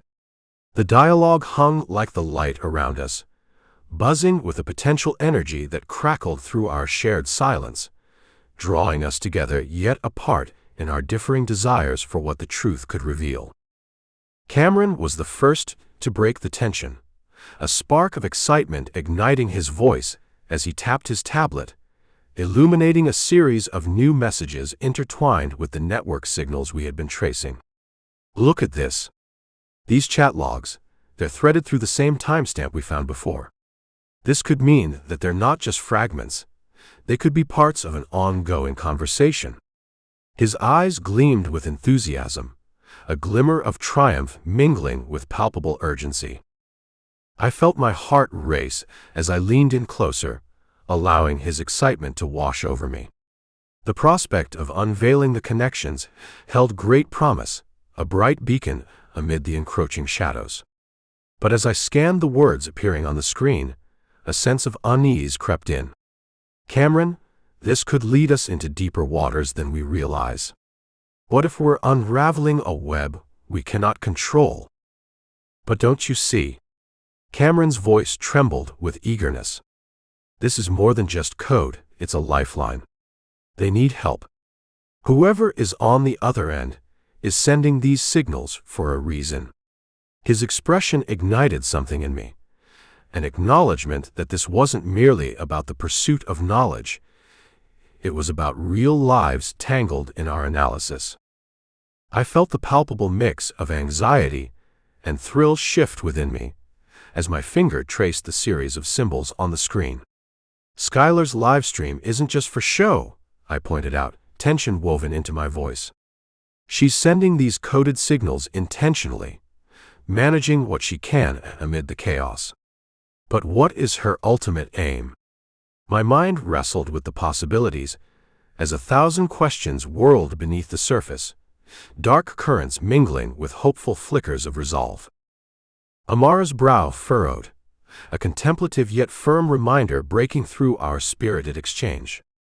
"We can't assume we know the motives behind these signals. It could lead us down a path of danger. Assuming that they're on the side of right could be catastrophic." Her careful voice injected a moment of cold clarity into the heady excitement swirling around us. It was a grounding contrast to the fire ignited in Cameron's eyes, and I appreciated her insight, her calm serving as a sanctuary against our trepidation. "But we need to act," Cameron pressed, his voice rising in fervor, his intensity contrasting sharply with her cautious reserve. Amara cut through the urgency, her expression resolute as she gestured toward the printed logs, a testament to past lessons learned.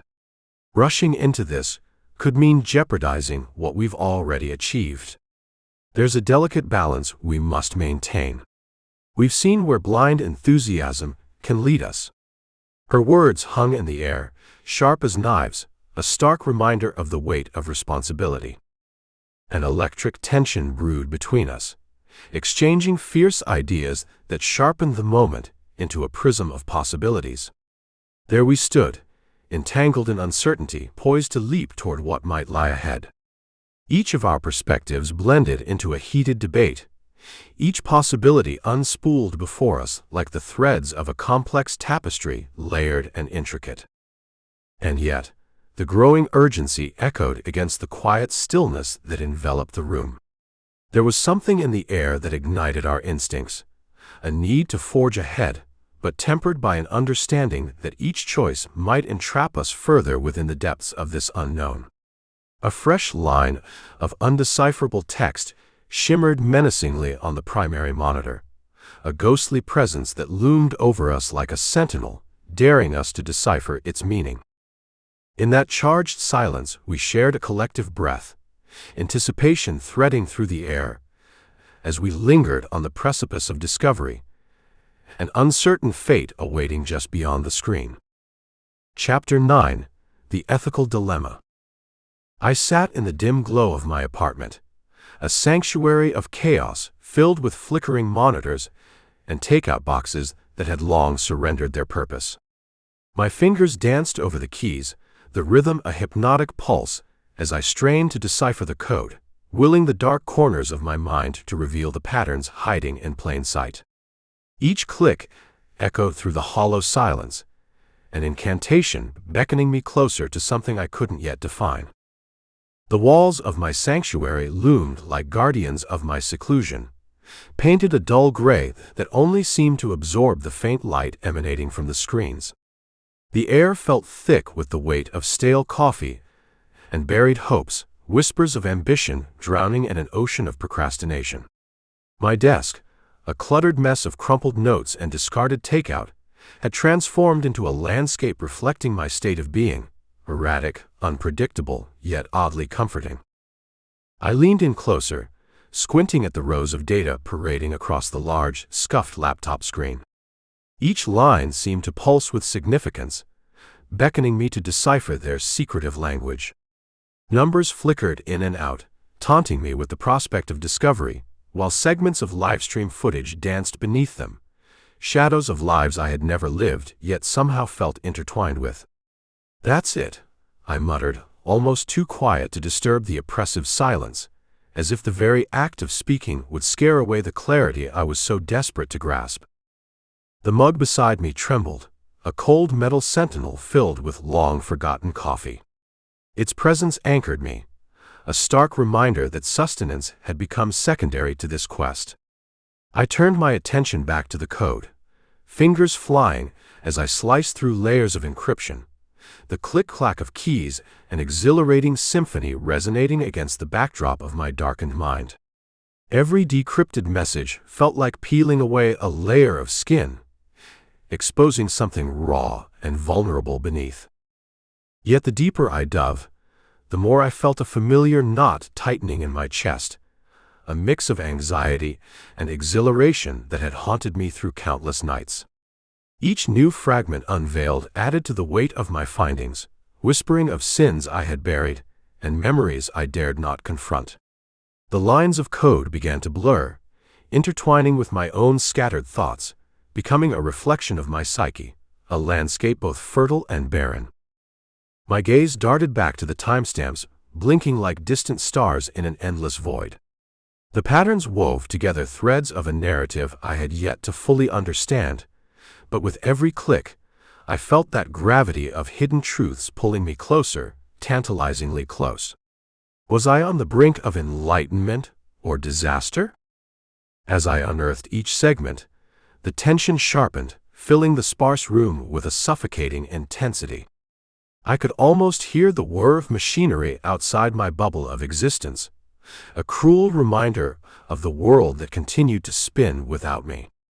It seemed like an eternity passed in those moments, yet time had become a construct with little meaning. My fingers flowed seamlessly across the keyboard, forging a path through labyrinthine layers of data. Then, just as the rhythmic cadence of my exploration reached a fever pitch, I stumbled upon a glaring anomaly, an encrypted message blinking as if it knew I was coming. My heart leapt, each pulse a cacophony in the stillness, as I pressed my hand against the laptop for steadiness, grounding myself in the chaos. The cursor hovered above the decryption command, the decision, a silent scream, echoing in the shadows of my mind. It was a moment suspended in time, the universe holding its breath alongside me. Would this lead to enlightenment, or would it unravel threads best left untouched? The video call flickered to life, a grainy patchwork of faces woven together by lines of code and uncertainty. My own window anchored the chaos, the soft hum of data forming an unsteady bridge between isolation and the camaraderie I craved. I watched as Cameron leaned forward, animated in their pursuit, while Olivia adjusted her headset, the tension palpable even across the digital divide. Cameron's backdrop was a riot of haphazardly arranged books and tech gear, the clutter representing their mind, a blend of curious exploration and earnest activism. They were always animated, quick to express their thoughts in bursts of staccato rhythm. "We expose her now," they declared, eyes alight with urgency, each word punctuated by the rapid tapping of fingers against the keyboard. "I think maybe," Olivia began, her soft voice almost drowned out by Cameron's exuberance. She sat in the muted glow of her surroundings, arms crossed defensively over her chest, contrasting Cameron's frantic energy with her own contemplative demeanor. "We need more checks. It seems too risky without the complete picture." "I get that, but the risks of inaction are greater," Cameron shot back, sharp waves of frustration rippling through their voice. "We have enough evidence to warrant exposing her. Every moment we wait is a moment she could cover her tracks." As they debated, I focused on my code editor, heart thumping in tandem with their escalating intensity. My window remained fixated on the scrolling lines of text, even as my chat filled with questions and hypotheses. I felt torn between the anxieties surging from their exchange and the patterns I had unearthed, each line now teetering precariously on the brink of revelation. "Look," I interjected, my voice a fragile echo among their clamor. "What if we're not seeing the whole picture? Rushing in might backfire. We need to dig deeper." My words felt inadequate, a weak contribution to a conversation fueled by passion and conviction. Deeper? How much deeper do we need to go? Cameron's head shook sharply, exasperation threading through their tone. "If we've got a chance, we can't let it slip away just because we're afraid." I could almost hear the faint hum of my own hesitation, a resonance that reminded me of the shadows lurking at the edges of my discoveries. I wanted to voice the doubts clenching my stomach, but the fear of speaking them aloud kept my thoughts ensnared. A deep breath anchored me as I focused on the notifications scrolling rapidly in the corner of my screen, the energy of the conversation swirling around me like a storm threatening to burst. "What if we go public and she retaliates?" "We're playing with fire," Olivia responded, hands fluttering over her notepad as if grounding herself amidst the turbulence. "We need to make sure we have the entire narrative before we do anything."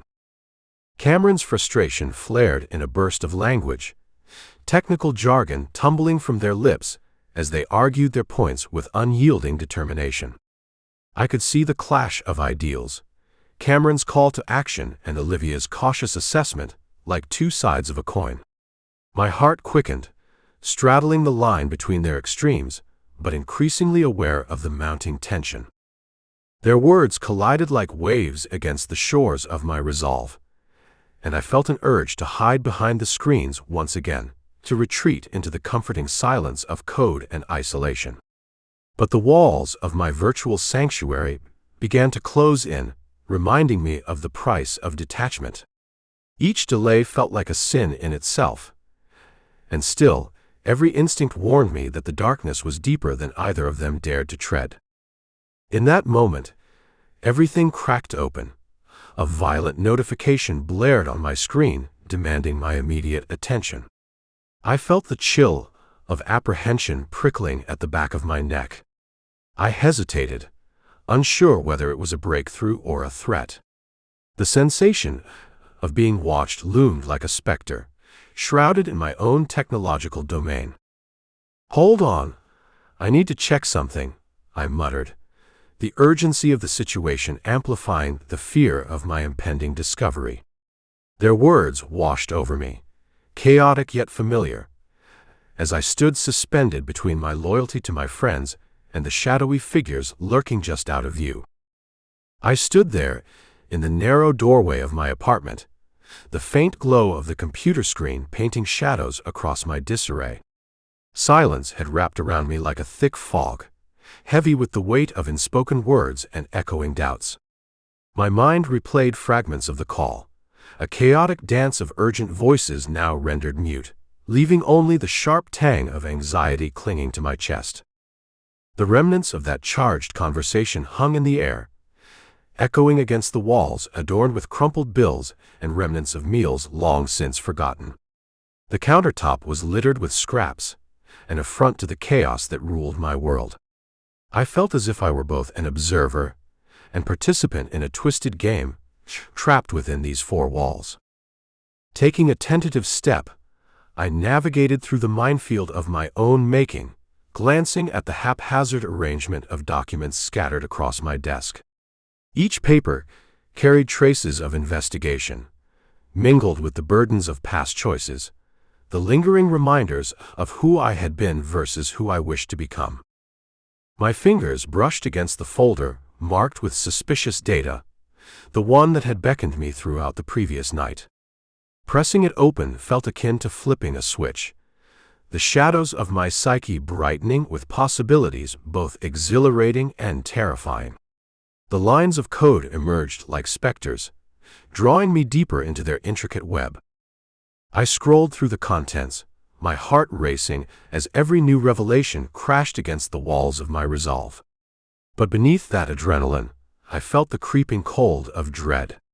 Each file held the potential to either illuminate the darkness or shatter the fragile equilibrium I had maintained. I could see the blinking notification on my screen, almost pulsating in synchrony with my own anxious heart. The new message, a silent invitation wrapped in foreboding. As I wrestled with my thoughts, I felt an urge to flee, to shut it all down and retreat to the comforting stillness of my thoughts, where the outside world ceased to intrude. But each pause only amplified the tension, pulling me toward the unknown. I pressed my hand against the cool surface of the laptop, searching for some measure of steadiness before typing rapid commands. The screen glowed like a specter, mocking my indecision with a pulse of light. And then I was back to staring at the cursor, hovering above the message from an unknown sender. Each moment stretched out like the spaces between breaths, the silence growing more insistent, wrapping itself around my throat. I couldn't ignore it. It demanded attention, its weight crushing in its implications. Reaching for the mouse felt like plunging into a dark abyss, each heartbeat urging me forward, a mix of anxiety and exhilaration that had haunted me through countless nights. My mind raced with scenarios, hope entangled with fear, fear threatening to consume any light of reason. The decision felt monumental, an intersection of every moment that had led to this point. Would I allow fear to win, or would I chase the truth down whatever path it led me? With a resolve forged in desperation, I extended my hand, hovering over the mouse as the decision lay suspended in the silent room, a moment poised on the brink of revelation. Chapter 10: The Whistleblower Revelation. In the glow of my flickering monitor, the shadows in my cramped, neon-lit apartment twisted like specters around me. The rhythmic pounding of my fingers against the keyboard became a familiar dirge, underscored by the soft, almost sinister buzz of the overhead light. Each keystroke unraveled a cryptic web of code, the tangles of information straining against the walls of my own isolation. Surrounded by stacks of mystery novels and outdated tech, my world had shrunk to this dim glow, where only the computer's whirring fan and the soft clack of the keys broke the heavy silence. The air was tinged with the scent of stale coffee and unacknowledged neglect. Dust motes danced in the narrow beams of neon light, illuminating the scattered remnants of a life once vibrant, a life I barely recognized. As I leaned closer, the cold blue light of the screen washed over my face, revealing the thinning gray hair that fell messily over my forehead. Thick-rimmed glasses, slightly askew, magnified the fatigue etched into my features. I inhaled deeply, focusing on the strings of encrypted code unfurling before me. The luminous lines flickered, pulse quickening, as they transformed from nonsense into clarity. I muttered, "This is it," an affirmation that hung heavy in the air, as if the very room anticipated my next move. Fingers dancing over the keyboard, I worked tirelessly, undeterred by the creeping sense of foreboding that clung to the edges of my thoughts. Every character I deciphered opened a new door in my mind, revealing the twisted threads of secrets lurking beneath the surface. The monotonous rhythm was disrupted only by the whispering static of my call to purpose, beckoning me further down the rabbit hole of shadows and whispers. Each moment felt laden with significance as the lines materialized. The frantic heartbeat of curiosity drove me forward. It clawed at the back of my mind, mingling with the worry that this would lead to consequences I could neither foresee nor comprehend. The glowing letters morphed, patterns emerging like sinister illustrations from the pages of a morose tale. Time folded in on itself, the external world fading into obscurity as I became consumed by the cryptic messages before me. Suddenly, the screen pulsed. A notification burst forth in bold green letters that pierced through my mounting anxiety. Whistleblower access verified. My breath hitched, a pulse of adrenaline coursing through me like electric current. For a brief, lingering moment, it felt as if the room shuddered with the weight of unspoken truths. I had crossed a line, one that glimmered with the promise of discovery and the threat of danger entwined like threads in a noose. The faint electronic hum of the computer seemed to thrum louder as I realized the gravity of this moment. The veils of ambiguity had parted, revealing a chaotic underbelly where justice danced with moral ambiguity. I paused, fingers hovering just above the keys, contemplating the shimmering cascade of data before me. What lay beneath this access? What labyrinth awaited exploration? With a mix of awe and apprehension, I hit a sequence of keys to save the decrypted stream, the soft whir of my computer's fan punctuating the silence as I exhaled slowly. I leaned back in my chair, body exhausted but mind whirling with possibilities. In my small, dim sanctuary, an uneasy realization settled into my bones. I was not merely a passive observer in this web of intrigue. No, I was entangled within it, and the shadows beckoned, daring me to venture deeper into their abyss. A gnawing uncertainty filled me, like an echoing whisper in the dark. I had broken something unwittingly, or perhaps it had been broken long before my time. The encrypted strings now lay before me like freshly fallen leaves, both a treasure and a threat. Each fragment of insight had the potential to unearth the horrors beneath the surface, horrors I might not be prepared to face. But I couldn't turn back. The screen dimmed momentarily, as if sensing my hesitance, flickering back to life with a promise of more secrets to come.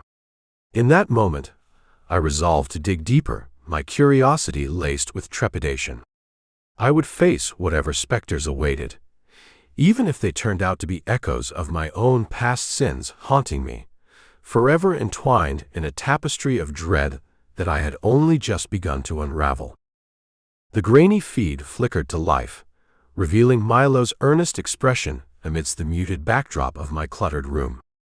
The webcam struggled to capture the depth of his focus, thick-rimmed glasses reflecting the soft glow of the monitor behind him as he gestured, an analyst weaving through the unseen. His sweater vest, slightly wrinkled yet somehow charming, hinted at the meticulous mind that lay beneath, a safe harbor in the turbulent sea of my thoughts. "Look at the pattern here," he said, his voice steady and deliberate, cutting through the static of our connection. As I maneuvered the mouse, his pointed finger drew my attention to the series of highlighted lines on the log display. I could almost sense the wheels turning in his mind as we both leaned closer to our respective screens, a shared quest for understanding binding us in this digital space. Together, we scrutinized the data before us, a chaotic rhythm guiding our movements. With each new revelation, I could feel the familiar thrill of unraveling mysteries surge within me. Yet there was a stark contrast between our approaches. His measured analysis created an anchor, while my intuition flitted like a restless moth around the glow of discovery. It was a balance of intellect, his precision against my instinct, and I found comfort in our collaborative efforts. I zoomed in on the timestamps Milo had pointed out, noting the discrepancies in the logs as if they were breadcrumbs leading us deeper into an intricate labyrinth. Each line became a silent question posed to the other, inviting further exploration. each discovery a piece of a larger puzzle that remained tantalizingly just out of reach. With every print screen I executed, our collaborative tapestry began to take form, snippets of insight woven through whispered conversations. The tension hung thick as we toggled between printed logs and digital overlays, each capturing the salient details we desperately sought. Milo adjusted his glasses with a delicate precision, leaning forward to emphasize his observations, his fingers tapping insistently against the desk, punctuating his analysis with palpable urgency. The air was electric with potential, and I could feel the encroaching shadows press closer, as if eavesdropping on our exchange, urging us to forge ahead while warning of unseen threats lurking in the periphery. "Here," I murmured, my voice barely a whisper against the mounting tension. Milo nodded in affirmation as I pointed out another key detail, feeling the intricate web of implications binding us tighter with each revelation. It was exhilarating, yet there was a creeping sensation in the pit of my stomach, a gnawing unease that despite the thrill of our discoveries, something sinister lay in wait.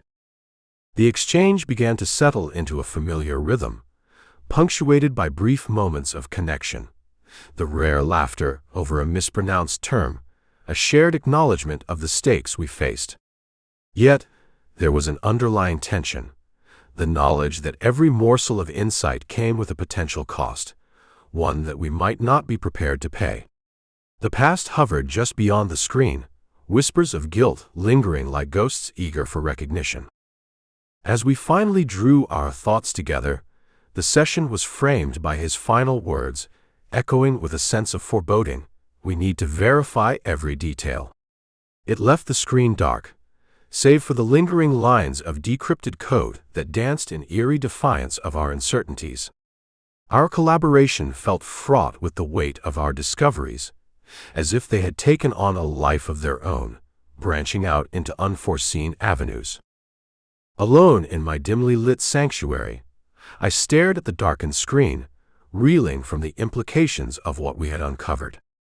The shadows seemed more pronounced now, swallowing the edges of my apartment and casting an oppressive gloom over my thoughts. My heart raced as the thoughts tumbled and whirled within me, every query, every impulse. What consequences would follow our intrusion into the hidden truths of this fragmented world?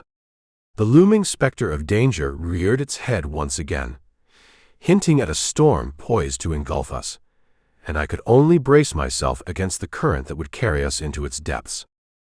As our call ended, leaving me cloaked in silence, I grappled with an overwhelming question. Were we destined to become players in a game far beyond our understanding, or would we find the means to wield the very tools of our fate? The answers awaited, hidden beneath the surface, and my only choice was to pursue them, to dive headfirst into the abyss of uncertainty, despite the shadows closing in around me. Chapter 11. The Community Divided. The screen flickered, casting a ghostly glow over the chaos of my apartment, a digital beacon in the mire of abandoned takeout containers and forgotten dreams. Each keystroke was a hammer on glass, reverberating through the silence, urging me closer to the precipice of revelation. My fingers danced over the worn keys, navigating through a labyrinth of lines and symbols, a testament to my mind's frantic obsession with uncovering a truth that clawed at the back of my thoughts. I sat hunched over my flickering laptop, the dim light illuminating the dust motes that hung like specters in the air. It felt like the walls were closing in, suffocating in their silence. The tiny apartment was an echo chamber, the shadows conspiring with the clutter to taunt me as I navigated through the morass of code and images on my screen. I could feel the tension coiling in my stomach, a tightness that only loosened with each detail I unearthed and threaded together.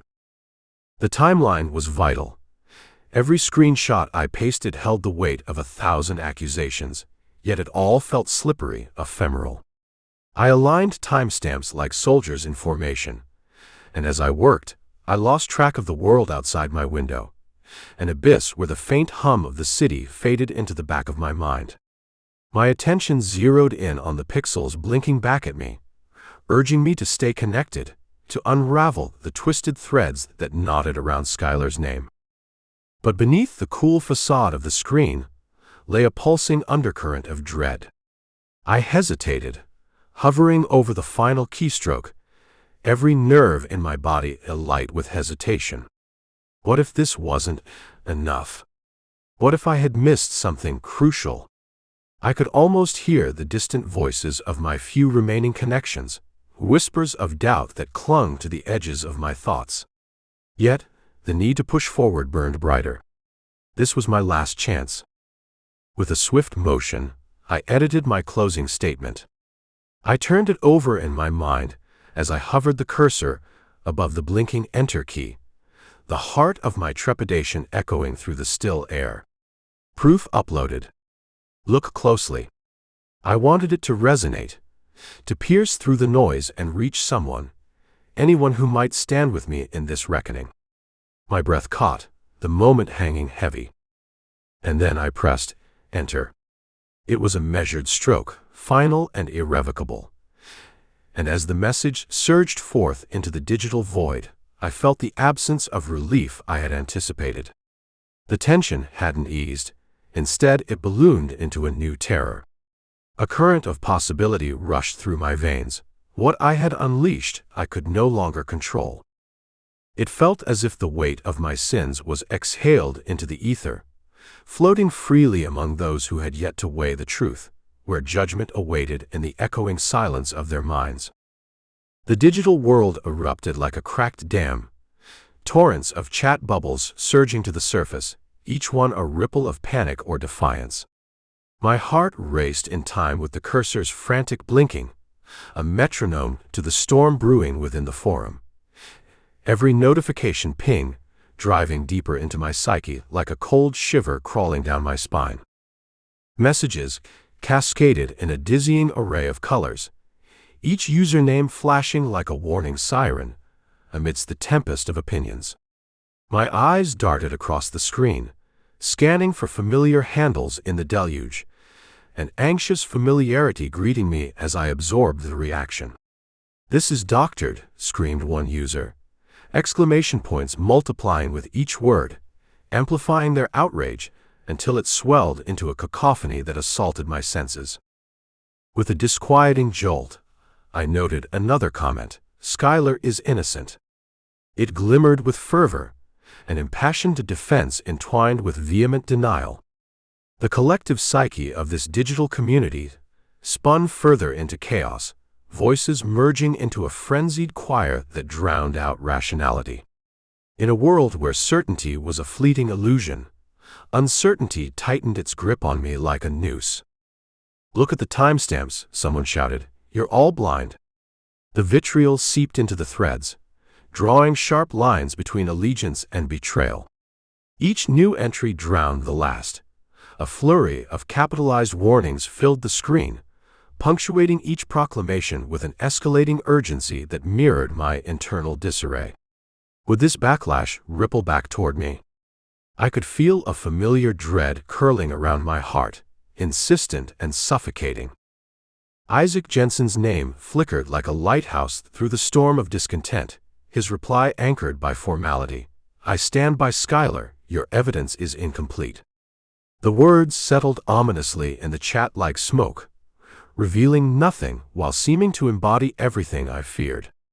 There was something sinister beneath that polished exterior, a predator lurking just beneath the charm. Could I trust anyone amidst this growing tempest? My fingers hovered over the keyboard, as Isaac's comment drew swift reactions, timestamps flooding in to echo his stance, forming a countergroup amid the dissent. Each new post birthed a ripple effect. There was strength in numbers, yet I couldn't shake the feeling that I'd ignited something I could no longer control.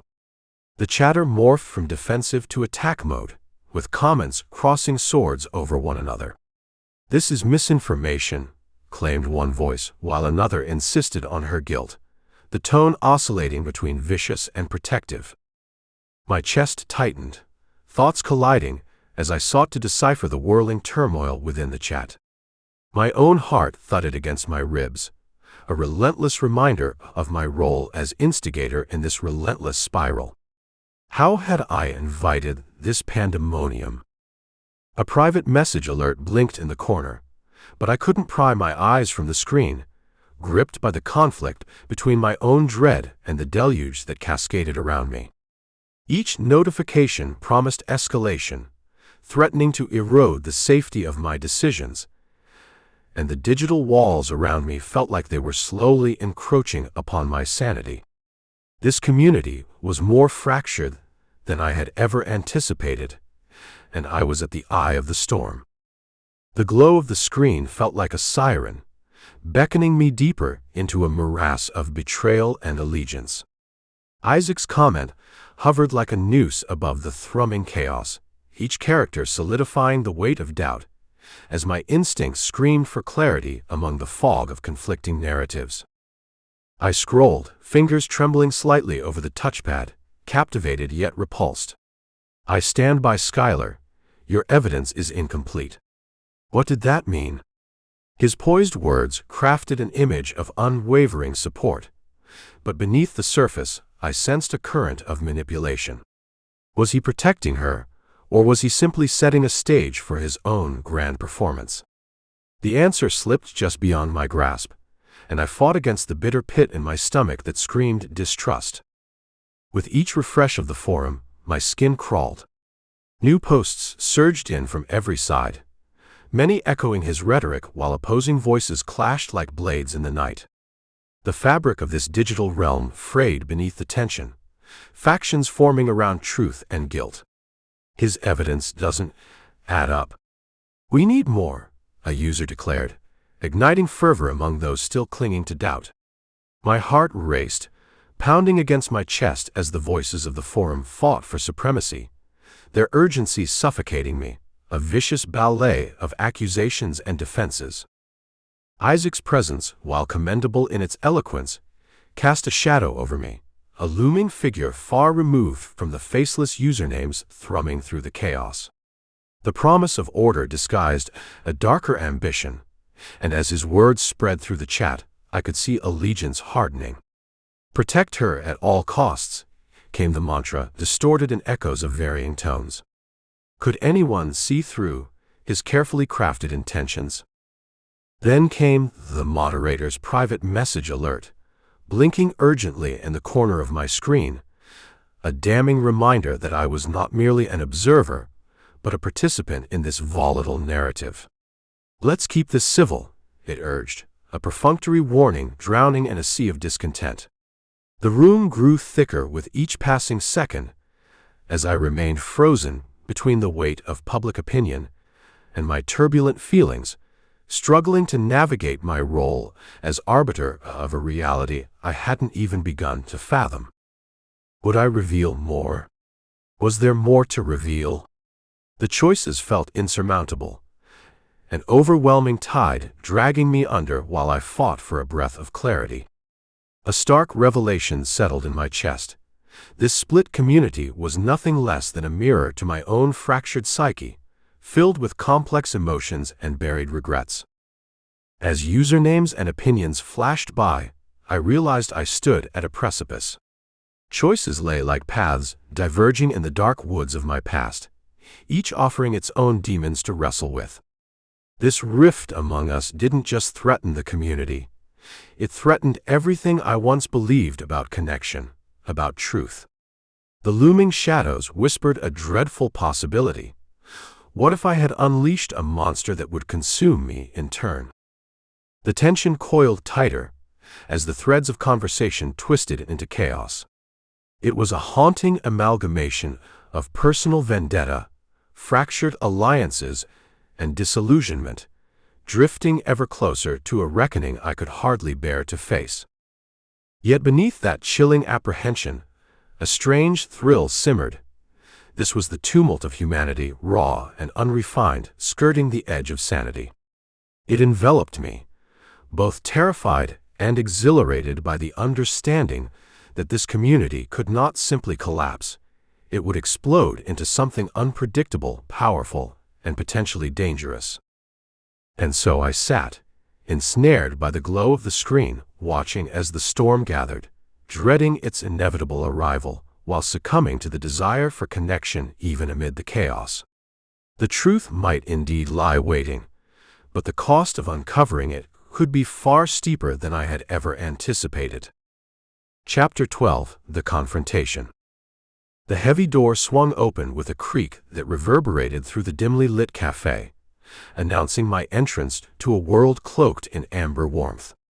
It was a comfort that belied the unease threading its way through my chest, a sanctuary lined with the soft chatter of distant voices and the delicate rustle of teacups. My feet carried me to the worn wooden counter, each step echoing on the polished black tiles, as if the cafe itself was measuring my worth, holding me to account for the secrets I concealed within the confines of my laptop bag. The familiar scent of roasted coffee beans and a hint of vanilla swirled around me, like a balm for my restless mind. Yet, the vibrant chatter that usually swelled my heart now felt like an unwanted tide threatening to drown my stillness. In a world built on code and algorithms, human interaction often felt like a glitch I could neither debug nor avoid. I observed the warm amber lights flickering overhead, casting soft shadows that stretched like fingertips across the space. Each shadow carried a whisper of melancholy that echoed my own. On the windowsill, high above the cafe's comforting clutter, sat Nimbus, a small, fluffy white creature draped in a royal coat, her striking blue eyes fixed upon me. They held a knowing gaze, deep and unyielding, as if she were cataloging every inch of my troubled soul. Her poise was regal, and she remained still, observing like a silent guardian of this warm little realm. I felt an inexplicable urge to connect, yet the boundaries of my mind wrapped around me like barbed wire, slicing away any impulse to approach. With a measured breath, I set my laptop bag down on a nearby stool, the soft thud of it resounding like the plummet of a leaden heart. I withdrew the device, its sleek surface reflecting a glimmer of my own fractured determination. As I opened it, a grid of printed data sheets sprawled across the screen, digital patterns whispering secrets that teased the edges of comprehension. Each variable and calculated outcome breathed life into my quiet obsessions, yet under the intensity of Nimbus's gaze, I couldn't shake the discomfort that enveloped me. Then, from the corner of my eye, I caught her, the cafe's owner and the enigmatic force behind its charm, Skylar. She appeared fluid in her movements, wiping down a glass jar with slow, deliberate precision. An aura of grace surrounded her, accentuating the natural elegance of her earth-toned attire. My heart raced as her presence punctuated the air around me, my analytical mind freezing in the juxtaposition of admiration and anxiety. Skylar nodded at me, a simple gesture, yet it carried a weight that lingered longer than I preferred. I mirrored her nod, the corners of my mouth twitching with a hesitant attempt at a smile that fell flat before I could convince myself it had ever been formed. She was the antithesis of my socially stunted self, warm, charismatic, always impeccably composed. I couldn't help but wonder about the stories hidden beneath her carefully chosen words, layers of secrecy obscured behind her green eyes that seemed to hold untold narratives of their own. Each time I visited, she kept a distance, simultaneously offering companionship and maintaining the barriers that separated the cafe owner from the lingering intruder. As I sorted through my papers, my fingers grazing the creased edges of the sheets, a jolt of self-consciousness licked at me. The repetitive motion felt mechanical, a signal that, at this moment, the software of my social interactions was broken. I sighed deeply, willing myself to sink into the comforting rhythm of numbers and data instead of allowing the tension to seep into my chest. Yet, Nimbus remained the silent witness, shifting her gaze from me to Skylar as though drawing the thread of an unspoken connection. I imagined her thoughts, She must be laughing at my hesitance, at my inability to embrace the warmth of her domain fully. Why is it, I wondered internally, that the distance between companionship and isolation can be measured in mere words? Thus I sat there, surrounded by the soft illumination of the cafe, but beneath the light lay shadows, haunting and relentless. I clung to my project as my mind wove in and out of the surroundings, craving the intimacy that eluded me, yet hating how desperate I felt to grasp it. This was my sanctuary, a world built on comfort, yet it often felt like an illusion more fragile than the glass jar Skylar polished with her gentle hands. As the minutes ticked by, I was left alone with my thoughts, Nimbus watching like a sentinel. And with each passing moment, the silence that enveloped us became both a comfort and a horror, stretching beyond the edges of my isolation like the tenuous threads of a web spun from my innermost fears. As I stepped forward, the distance between us shrank, transforming the sanctuary of the cafe into an arena charged with unspoken allegations and repressed desires. The atmosphere pulsed with a quiet electricity, thickening the air around us until each breath felt like a venture into hostile territory. I laid my printed evidence before her, its stark black and white confrontation contrasting with the warm glow of our surroundings, a dichotomy that mirrored the battle raging within me. "Skylar, what can you say for yourself?" My voice held a steady low tone, cutting through the air like a blade sharpened by desperation. I tapped the sheet with a fingertip, as if the printed words carried the weight of my accusations. I had never wished for confrontation to feel like a tango, yet here we were, the rhythm of our discourse swaying between the intimate and the invasive.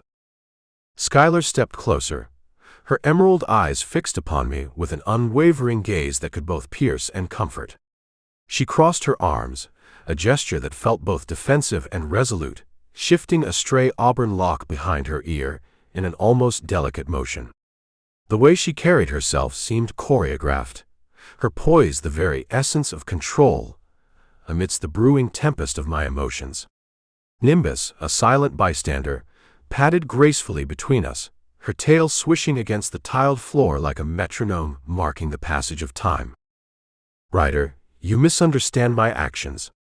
Her voice was soft yet firm, an undercurrent of warmth wrapped around a core of steel. I studied her, searching for cracks in that composed facade, but all I found was an unwavering serenity that further fueled my frustrations. How could she stand there so unyielding, cloaked in that elegant confidence while I floundered like a lost ship caught in a storm? The sheets of evidence lay exposed on the counter, stark reminders of my obsessive calculations, yet they felt impotent beneath her steady gaze. It was maddening, the way she wielded her calm like a shield, and I felt myself inching closer to the edge of reason, teetering on the brink. "I've seen the patterns, Skylar." Each word slipped through my lips as if carved from the depths of my unease. "The messages in the data you think no one notices. The breadcrumbs you've left behind." With Nimbus weaving around our feet, the feline's presence only heightened the tension, her soft purring blending into the rhythm of our exchange. I felt as if she were siphoning the words from my mouth and curling them back into a silent chaos. Skylar's gaze, however, never wavered, her lips remaining shut as if she held secrets locked behind a vault that even my obsession couldn't breach. I couldn't help but feel trapped in a visceral struggle, a silent war where logic met raw emotion, crashing together with an inevitable chaos. My fists clenched, not from aggression, but from the frustration of being on the cusp of an answer yet miles away from understanding. The weight of my questions hung heavy, and I was all too aware of how easy it could be to unravel, to give in to the temptation of demanding what I couldn't articulate. "Are you really this removed from everything?" I pressed, my voice thick with challenge. "Or is it all just a carefully constructed facade?" Her brows furrowed slightly at my insinuation, an imperceptible crack in her otherwise polished exterior. She regarded me for a moment, and for a fleeting second, I thought I saw something flicker behind her calm, a flash of vulnerability that hinted at the deeper layers I longed to peel away. But it vanished before I could hold on to it, and she responded with an unwavering gentleness that seemed to wrap around me like a shroud. "You have to trust that my intentions are pure, Ryder." The gentle cadence of her words washed over me, yet I recoiled instinctively, a reflex born from my struggle with trust, a code I had yet to decipher.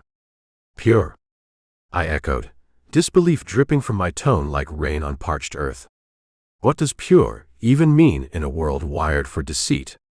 You present yourself as an ally, yet what lies behind the curtain? In that moment, the air felt electric, pregnant with the tension between us, and I was acutely aware of how close we stood. Nimbus danced around our legs, a beacon of innocence in a storm of accusation and uncertainty. The distance between us shrank further, our breaths merging into a shared space, blurring the lines of accusation and understanding. But as the silence lingered, a hushed whisper between our souls, my growing frustration reared its head again. "Why won't you just be honest with me? Show me who you really are behind the hospitality." The words erupted from me, a furious outburst against the calm sea of her serenity. They dripped with desperation, each syllable a fragment of my fragile mind unraveling. Her expression held steady, unfazed by the emotional storm swirling around us, as if she could weather any tempest I could conjure. "What I choose to show you is all part of the process," she replied, each word carefully chosen, just enough to seem transparent while shrouding her deeper motivations in shadows. Sometimes the questions lead to the answers we're afraid to uncover. Yet her cryptic responses sent me deeper into the labyrinth of my own psyche. The cat watched intently, her enigmatic presence amplifying the tension that hung between us. In that moment, with every nerve ending alight and the truth dancing just out of reach, I felt the haunting prospect of revelation balance precariously on the edge of our conversation. This was it, the moment I both craved and feared, the darkness whispering in my ear that it was time to plunge into the abyss of unknowing. Would I discover the truth lurking beneath her composed facade, or was it better left unspoken, the shadows safeguarding us both from the chilling specter of reality? In a heartbeat, I knew that what lay ahead was uncertain, an enigma waiting to unfurl its layers. Yet there I stood, caught in the tendrils of my obsession, wondering if I would ever find the connection I so desperately sought in a world brimming with intricate deceit, all while Nimbus watched with her knowing gaze, an eternal witness to the unending cycle of longing and fear. Chapter 13: The Trust Fall. The door slammed behind me, a gasp of relief expelled into the stale air of my sanctuary. I tossed my coat onto the battered chair, where it landed with a defeated flop, then sank into the well-worn embrace of my desk chair. Neon rain painted streaks across my window, flickering against the shadows of my cluttered living room, where the only constant glow emanated from the monitor, alive with ghostly data. The apartment felt like a digital archive, each piece of discarded tech, every crumpled note crammed between disheveled wires spoke of my life steeped in obsession. Bits of half-assembled gadgets and forgotten fast food wrappers littered the floor, relics of late nights spent combing through code and skirting the fringes of connection. I was both invincible and utterly vulnerable here, buoyed by the flickering light and tethered to an unseen force that yanked me back each time I wavered. My eyes flickered to the open live stream window, still displaying Skylar's composed visage behind the counter at the cafe. She looked effortlessly serene, a beacon against the tempestuous night that stretched beyond my walls, yet the disconnect twisted something deep within me. How could she remain so poised while I floundered, swallowed whole by the shadows of this self-made prison? My fingers trembled above the keyboard, hesitant yet determined, as I scrolled through the recent chat logs and the evidence screenshots layered thick on the screen, data calling out to me like an unrequited lover. It was only seconds before the familiar pulse of my phone pierced the silent atmosphere. With a strange urgency, I reached for it, dialing Amara's number. Each beep felt like an echo in the desolate corners of my mind, summoning remnants of confidence buried under doubt. My thumb lingered over the call button, as the distant rhythm of rain drummed a somber tune against the windowpane, amplifying the heaviness in my chest. I could feel the weight of my obsession creeping up my spine, a reminder of the darkness hovering just beyond my reach. Each ring felt like an eternity, each second drawing me deeper into my own thoughts. What if I could convince her, show her the truth through the data, the facts hidden in the chaos? Maybe she would see it too.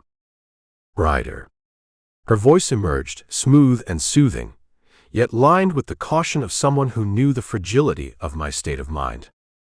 Amara, I can't shake it, I confessed in a low, wavering tone, running a hand over my damp forehead. The humidity clung to me, a reflection of the storm brewing not just outside but within, swirling tendrils of fear latching onto my resolve. Ryder, listen to the facts. You need to see the entire picture. Her response crackled through the receiver, a tether holding me above the murky depths of my thoughts.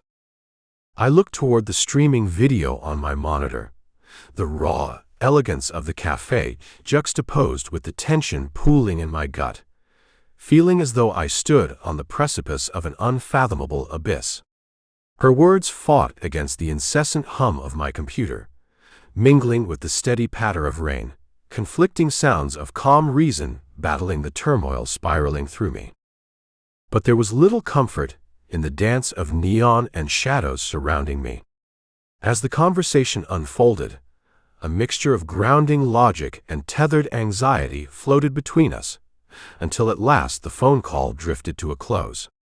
I felt the edges of clarity waver, the blurred lines between paranoia and insight stretching taut, a wire ready to snap. I settled back in my chair, staring at the monitor once more. The digital world held me captive, a siren's call that urged me deeper. The comfort of the familiar chat logs and the enchanting face of the cafe owner danced before me, beckoning me back into the whirlpool of data and mystery. My fingers clutched the phone with white-knuckled urgency, an attempt to ground myself as I paced the cramped space of my desk. Each step felt like a futile dance, the shadows looming larger, stretching into an ever-encroaching darkness I could no longer ignore. I felt trapped, as though the walls of my sanctuary were closing in, cocooning me in a mist of digital despair. Outside, the rain fell with unrelenting persistence, drumming a haunting rhythm against the glass. I spared a glance at the window, where raindrops cascaded down the pane, blurring the world outside, melding the vibrant neon reflections into a murky smear of colors, just like the thoughts that ricocheted in my mind. I should have been deciphering the clues, piecing together the puzzle before me, but my focus darted between the paused livestream, where Skylar still stood, seemingly untouched by the chaos I felt swirling within. Ryder, Amara's voice cracked through the static of my frazzled thoughts, soft and steady. It felt like a lifeline, a reminder that I was not entirely adrift, even if the waves of anxiety threatened to capsize me. I can't shake it, I murmured, squeezing the phone tightly, as if by doing so I could tether my thoughts to reality. I began to pace again, my heart racing. This isn't just paranoia. There's something wrong. Something's off. Each word rushed out, desperate to convey the suffocating weight of my conviction. The dark shapes that loomed behind my thoughts needed to be addressed, but they twisted out of reach like smoke in my hands. Ryder, listen to the facts. You need to see the entire picture. Her voice remained calm, despite my frantic energy, acting as the counterpoint I so desperately required. I know the facts, I snapped back, frustration rising in my chest. But what I feel, it can't be ignored. There's a reason I can't stop looking at the chat logs, at the screenshots. They tell a story, just beneath the surface. It's there. My words spilled forth like a dam breaking, the flood of my worries rushing unchecked. Focus, she urged gently, her voice a balm against the tide of my spiraling thoughts. What do those logs reveal? Is there any recurring theme? I faltered, momentarily stunned. What could I offer her? How could I articulate the complexity of what I saw? Threads of behavior that seemed strangely connected, yet cloaked in enigma. It's about the way people interact. Something isn't right with the way they speak to her, to Skylar. It's like they're drawn to her in a way that feels almost predatory. Can you clarify? Amara's tone never wavered, maintaining a steady pulse, but it only amplified the anxiety in my chest. I shook my head, knowing she couldn't see the gestures that were lost in our digital conversation. It's the questions they ask, the ones that veer into the uncomfortable territory. There's a familiarity to them that sends a chill down my spine. Almost like they know her intimately. I glanced at the window again, the darkness stretching into the rainy night outside, as if its very essence sought to invade the space I had built around myself. With every word exchanged, I felt the walls inch closer, tightening like the vice that gripped my chest. You know this is important. Don't let your emotions skew the picture, Amara cautioned, her voice sharp yet warm, wrapping around my tumbling thoughts. Remember the context. Those interactions are a form of dialogue. Context helps make sense of the chaos. I took a deep breath, grounding myself with the familiarity of her sound, like a lighthouse beam slicing through thick fog. But deep down, the storm raged. My mind whirled, yet I craved that clarity she offered. What if it's more than just dialogue? What if I'm meant to interpret this, decode it? Ryder, she replied gently, a slight pause as I imagined her furrowed brow across the digital void. It's a challenge, but you cannot allow it to consume you. Even if you see it, understand it, what does that change? Emotion is fleeting. You need a strategy. With her words, a creeping sense of dread uncoiled in me, whispering warnings that crashed against my insistent need to delve deeper. My thoughts spiraled into a chasm, dark and endless. I know, but I have to find the truth. I have to protect her. The echo of my resolve fell flat against the buzzing noise of uncertainty. I hesitated, moments stretching painfully before I muttered, Amara, I need to, but I couldn't finish the sentence. Silence bloomed between us, heavy and pregnant with unspoken fears. It struck me then, stark and undeniable, that I stood on the threshold of a darkness I might not return from. As if sensing the weight of my thoughts, she leaned in. Ryder, listen. Whatever this is, we'll face it together. I promise. With that, we closed the call, my breath hitching as reality pressed down against me. The room was alive, electric with the unshed tension. But even amid my swirling thoughts and the claustrophobic dread creeping back in, a thread of her assurance remained, a flicker of light that urged me forward, no matter the consequences. The shadows hugged the walls of my apartment. As I settled back before the screen, the clutter around me a testament to my restless mind.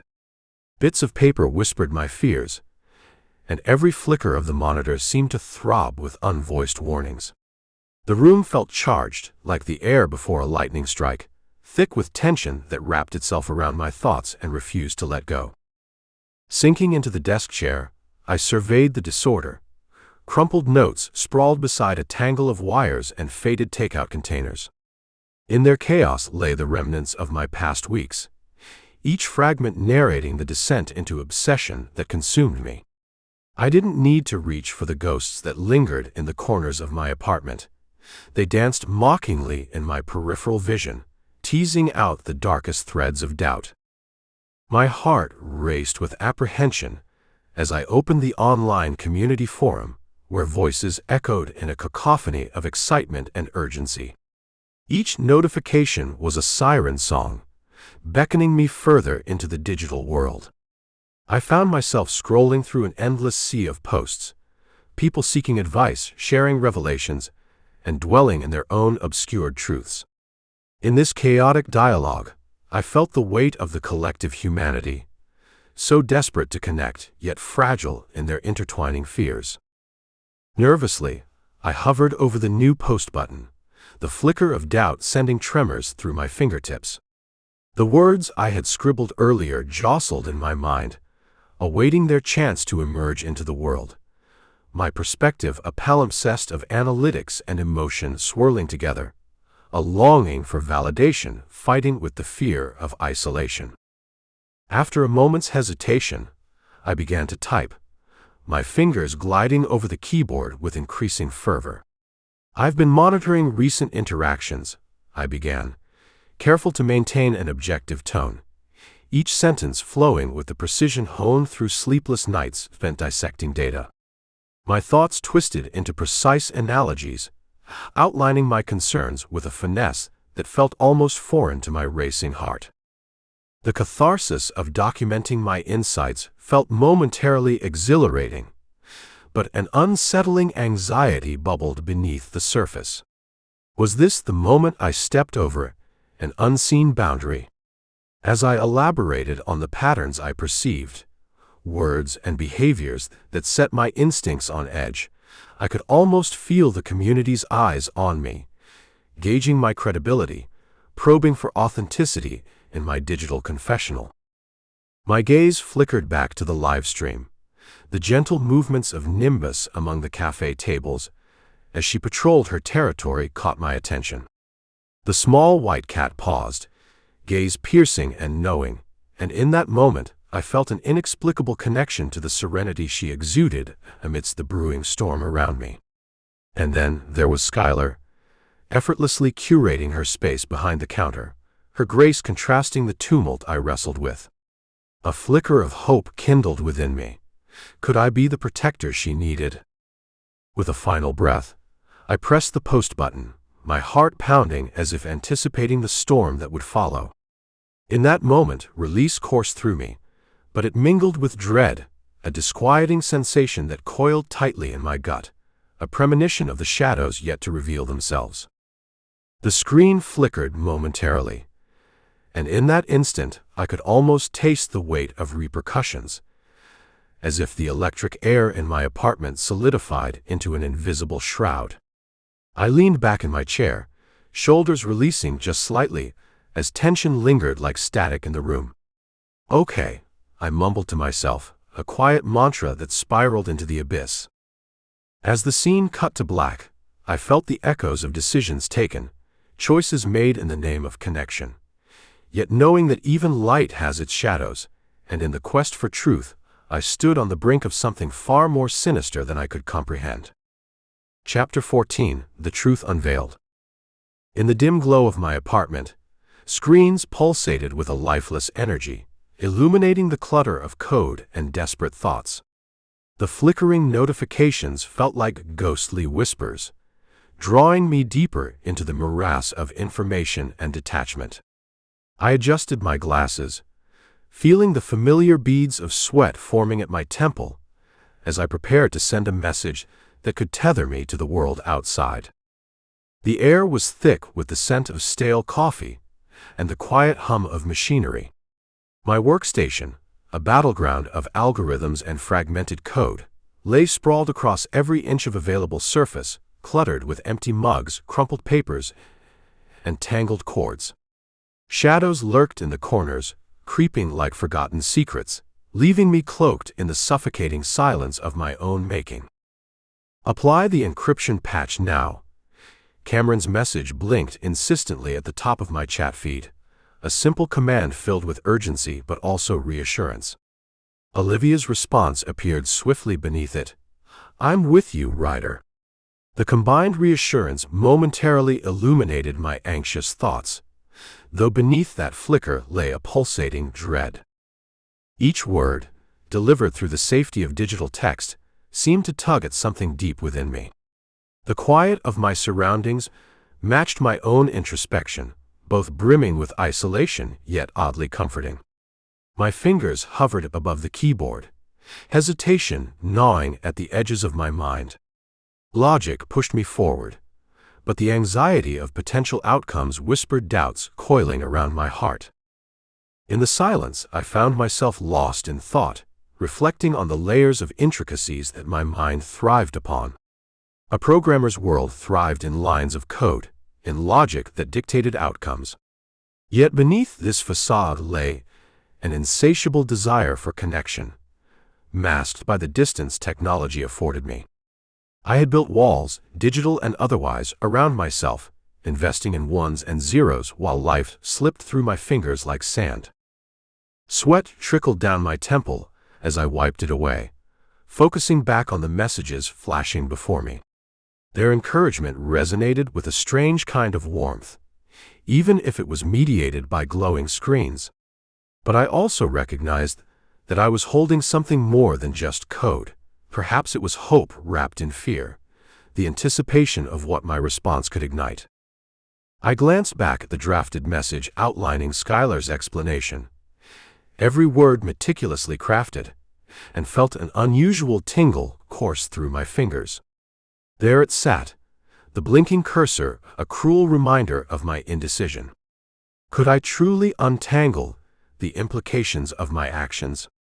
I couldn't escape the sensation that pressing enter would ignite a series of events too grand for me to foresee, igniting that part of me that craved human connection even while I shrank from it. The act of sending was both a release and a tether, pulling at the frayed ends of my relationships. With a breath I hadn't realized I was holding, I let my finger linger above the key, feeling a pulsing in my chest. It was now or never, an electric pulse of hope in this labyrinthine maze of my making. My resolve solidified in those few fleeting seconds. This message had the power to impact not just my digital existence, but perhaps my very life. With a sudden force, I pressed enter. The action sliced through the quiet, resonating in the stillness of my surroundings.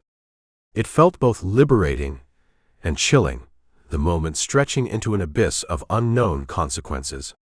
The information spiraled away from me, flung into a world where echoes of connection twisted with shadows of dread.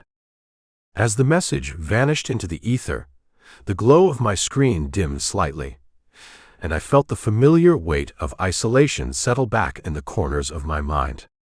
Would they even understand? As the notifications flickered, the weight of anxiety folded itself into the very fabric of my being, darkening the edges of my once liberated thoughts.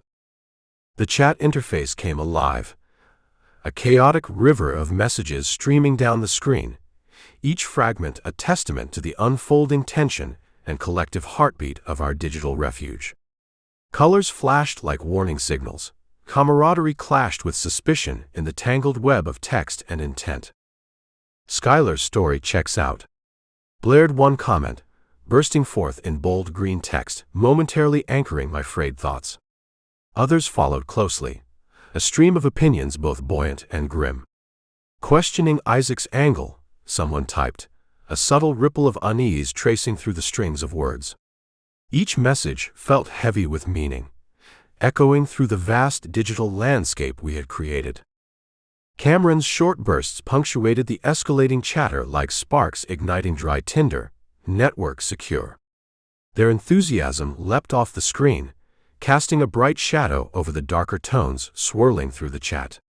They seemed to thrive on the urgency, bolstered by knowledge and confidence. Yet even as I read their reassuring declarations, a nagging dread tugged at my consciousness. The unknown loomed just out of view, a shadowy figure watching from the periphery of our digital cocoon. Then Olivia chimed in, her steady voice piercing the frenetic rhythm. Proceed with caution.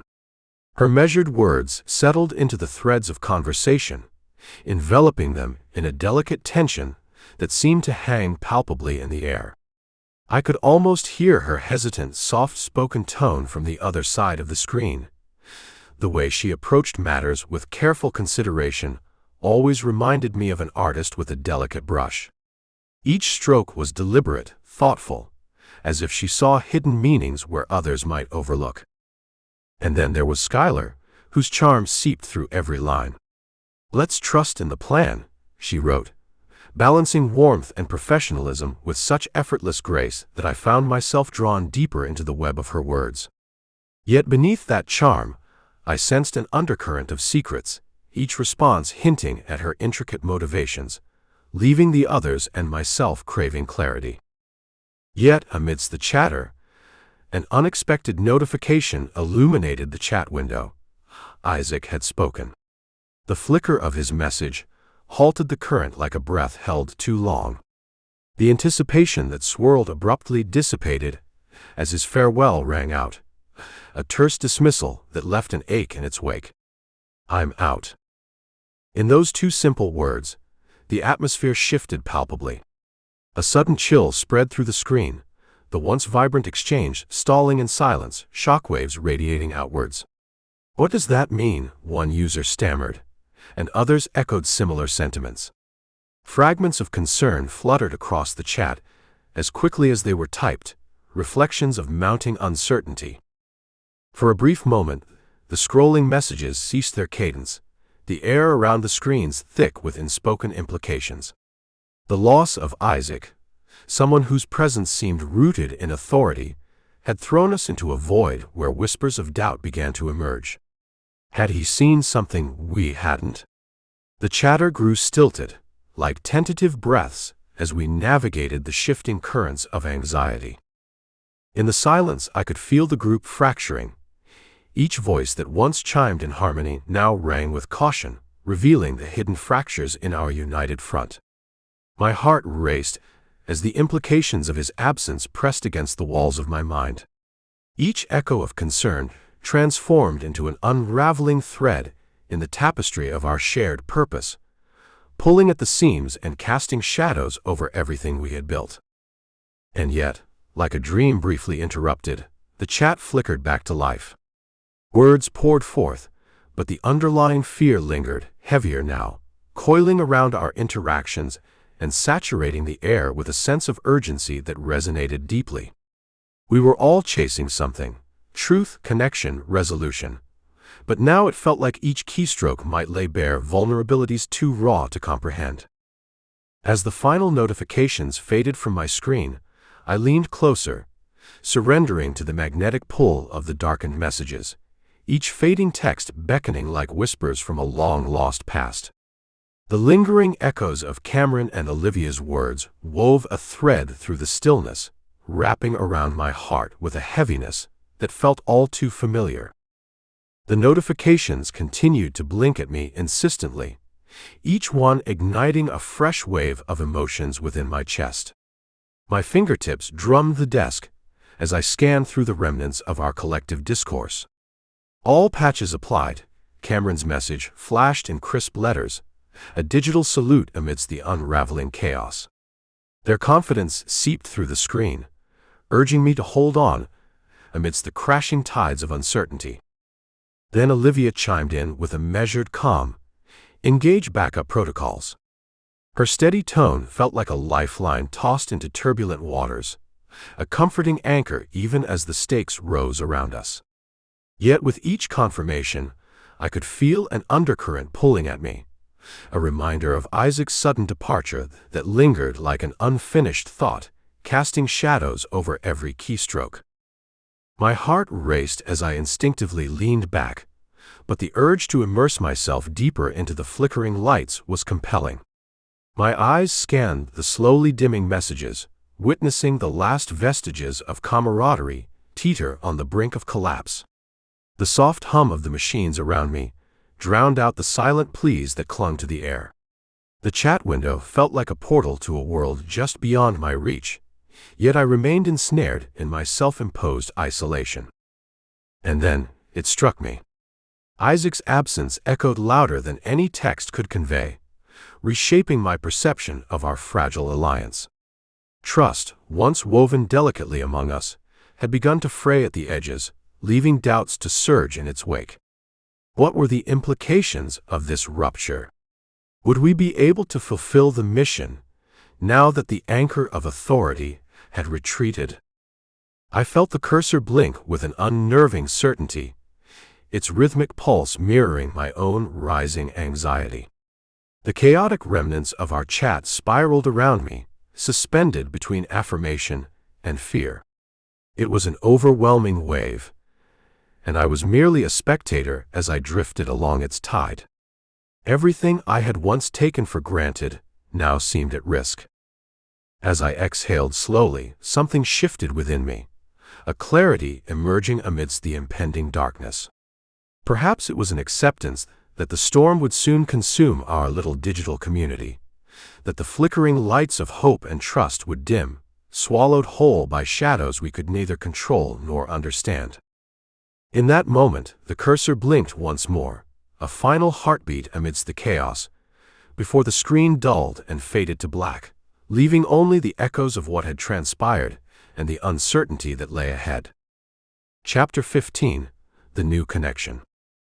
The glass door of the Enchanted Cat Cafe swung open with a soft jingle, the amber glow spilling out into the dim street, inviting yet strangely confining.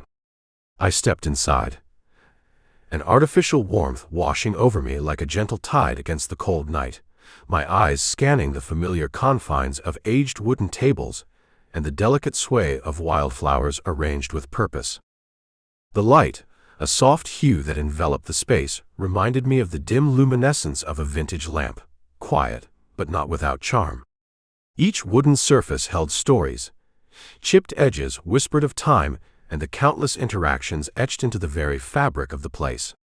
I couldn't help but trace my fingertips along the polished floor as I moved, reveling in the way it absorbed the echo of my steps, amplifying the hush that wrapped itself around the room.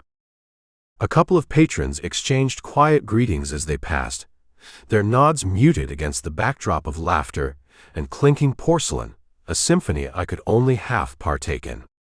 It made me feel more like a voyeur than a participant, a shadow moving through the fringes of a vibrant life. There was an odd comfort in that corner I always occupied, an escape that paradoxically felt as binding as the fine lines of code I often buried myself in. At the counter, Skylar was in her element, arranging the small vases with delicate care, her auburn hair catching the light and flowing like autumn leaves under the whisper of a breeze. Her smile was radiant, lifting the atmosphere around her, yet it had a gravity I couldn't shake, a constant reminder of the divide between our worlds. "Good evening, Ryder," she greeted, her voice a melodic undercurrent that felt both welcoming and intensely personal, breaking through the ambient noise like a sunbeam breaking through clouds. I paused, allowing the moment to linger, her eyes finding mine in a recognition that unnerved me. I nodded, acknowledging the simple yet profound interaction while the rest of the world faded momentarily, falling away like the blurred lines of code that spiraled through my mind. As I navigated the room, each table seemed like a small island, and I, an awkward sailor, struggled to reach the sanctuary of my usual corner. I could feel her gaze tracing my steps, a weight both unsettling and strangely exhilarating. It brought with it a longing that twisted in my chest, an unfamiliar tangle of emotions that fought against my analytical inclinations. Finally, I settled into my chair, fingers ghosting over the familiar patterns etched into the surface, and I allowed the facade to crack just a little as I took in the scene around me. The soft hum of conversation swirled like mist around my thoughts, inviting me to engage, yet a part of me remained anchored to the coolness of solitude. I sank back into the cushion, observing, always observing. It was an old habit, one that drew its own patterns from the rich tapestry of human interaction. This sanctuary offered me a different kind of chaos, one I could analyze from a distance without diving headfirst into its depths. There was an unsettling stillness beneath the cafe's quaintness, a breath held in anticipation of what lay beyond the doors. I could almost hear the unsaid words echoing between the tables, the fragmented thoughts of those gathered within. Here, in this warm little corner of the world, I felt an overwhelming urge to dig deeper into the shadows, to unearth the undercurrents that throbbed beneath our polished surfaces. As I cradled the coffee cup between my fingers, the warmth seeped through, grounding me amidst the ambient chatter and flickering light, a fleeting reassurance against the chill that lurked within. Skylar glided across the space, her presence infusing the room with life as she settled into the chair opposite me, an elegant anchor in the relentless tide of my thoughts. Her movements were fluid, a practiced ease that belied the chaos I often felt brewing inside me. She placed her handwritten notebook on the table, the soft sound against the wood sending a jolt of urgency through my veins. I fought the instinct to retreat into the safety of my digital worlds, where everything was algorithmically simple compared to the intricate web of human interactions. "We're glad you decided to join us tonight," she said, her voice low and welcoming, echoing the warmth of the cafe. There was something entrancing about her green eyes, a vibrant brightness that pulled me in despite the shadows lurking within my mind. Her hand brushed against mine as she adjusted the notebook's position, a fleeting contact that sent a shiver along my arm. I nodded, the weight of her words settling over me like a comforting blanket. Yet, in the safety of that warmth, I felt a flicker of guilt, a reminder of my self-imposed exile. As the quiet moments of our exchange unfolded, I found myself tracing the rim of the chipped ceramic saucer, a repetitive action that steadied my racing thoughts. Skylar began speaking about the cafe's latest events, her enthusiasm painting vivid scenes in my mind. "The poetry night last week was a hit," she shared, leaning slightly forward, the intensity of her focus drawing me in. I listened, the rhythm of her speech washing over me, each word crafted with intention, as if she were trying to cast a spell with her thoughts. I marveled at how she made even the mundane seem infused with magic. "I think it's the community that really brings it to life," I ventured, the words escaping before I could rein them in. "People find comfort here." She smiled, a soft lift of her lips that mirrored the curling steam rising from my cup. "It's the connections, isn't it? A place where you can be seen without the pressure of really being known." Her insight struck a chord, unraveling something buried within me. My gaze fell, avoiding the intensity of her stare as I grappled with the implications of her words. It was terrifying and beautiful, this space where I was able to exist without entirely participating. Yet I found the observation thrumming like a beacon, illuminating my tendencies to retreat even further. "Exactly," I replied, my voice hesitant, as though each word carried the weight of years spent locked away in isolation. "Here we can simply exist." Skylar tilted her head, a movement both curious and inviting. I felt the urge to spill forth, to let her in on the chaos that raged just beneath the surface. It was this delicate tension between wanting connection and fearing exposure that clawed at my throat. I shifted in my seat, my internal battle threatening to erupt. "And yet," she continued, "I sometimes wonder if we're merely hiding." Her expression held an uncharacteristic depth, a glimmer of something that resonated with my unspoken fears. "Do you think it's possible to be surrounded by people and still feel completely alone?" The question echoed in my mind, entwining with thoughts I had buried too deep to examine. I wanted to answer honestly, to reveal the truth of my solitude. "It's complicated," I managed, the admission heavy on my tongue. My fingers clutched the cup tighter, a small anchor against the growing tide of vulnerability. Skylar's gaze softened as she studied me, a haunting understanding gleaming in her green eyes, and for a moment the world outside faded. In that space, I felt as though I could tell her everything, the weight of my past, the gnawing fear of failure, the relentless solitude that followed me like a ghost. But the words lodged themselves deep, muffled by a sense of dread that enveloped my thoughts. "It is," I finally said, unsure of where to take the conversation next, feeling trapped between the desire to reveal and the need to withdraw. Silence hung between us, a fragile thread that spun possibilities and boundaries in equal measure. As I gazed around the cafe, the soft conversations echoed like whispers of acceptance and rejection in my mind, haunting and relentless.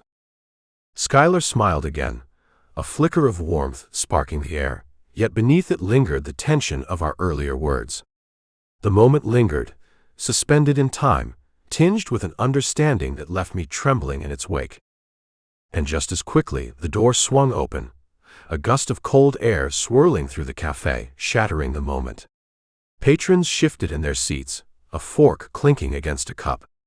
As the warmth between us threatened to dissipate, I sensed the fleeting nature of connections, of hopes entwined in the vulnerable silence of shared existence. The gentle padding of soft paws on the worn wooden floor drew my attention away from my thoughts, pulling me into the present moment.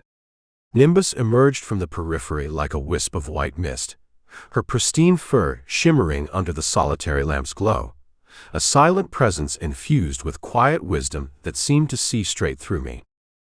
She moved with the kind of grace that made the world feel slightly enchanted, her small frame perched delicately on the edge of my table as she regarded me with those piercing blue eyes. In that gaze, I saw not just the warmth of companionship, but a mirror reflecting the parts of myself I often struggled to confront. Nimbus's presence quieted the tumult within, her stillness grounding me amidst the chaos of emotions swirling in my mind. As she stepped onto my chair, I could feel the soft heat radiating from her body, a balm against the chill of solitude that often encroached upon me. I extended my hand hesitantly, fingertips brushing against her chin, and the contact sent a ripple of solace through me. Her purr was a low, steady rumble, vibrating in the air between us, the sound weaving through the conversations around us and settling over me like a warm blanket. In the cafe, the life continued unabated, laughter and chatter swirling around like colorful streamers, forks clinked against cups, but in this small space between Nimbus and me, the chaos softened. Patrons exchanged stories, their voices a gentle hum that faded into the background, becoming an ambient melody to which my thoughts couldn't help but dance. She tilted her head, eyes blinking slowly, and I wondered what secrets lay behind that gaze, what understanding she offered that felt instinctively profound. "You see me," I thought as I scratched behind her ears, relishing the soft warmth against my palm.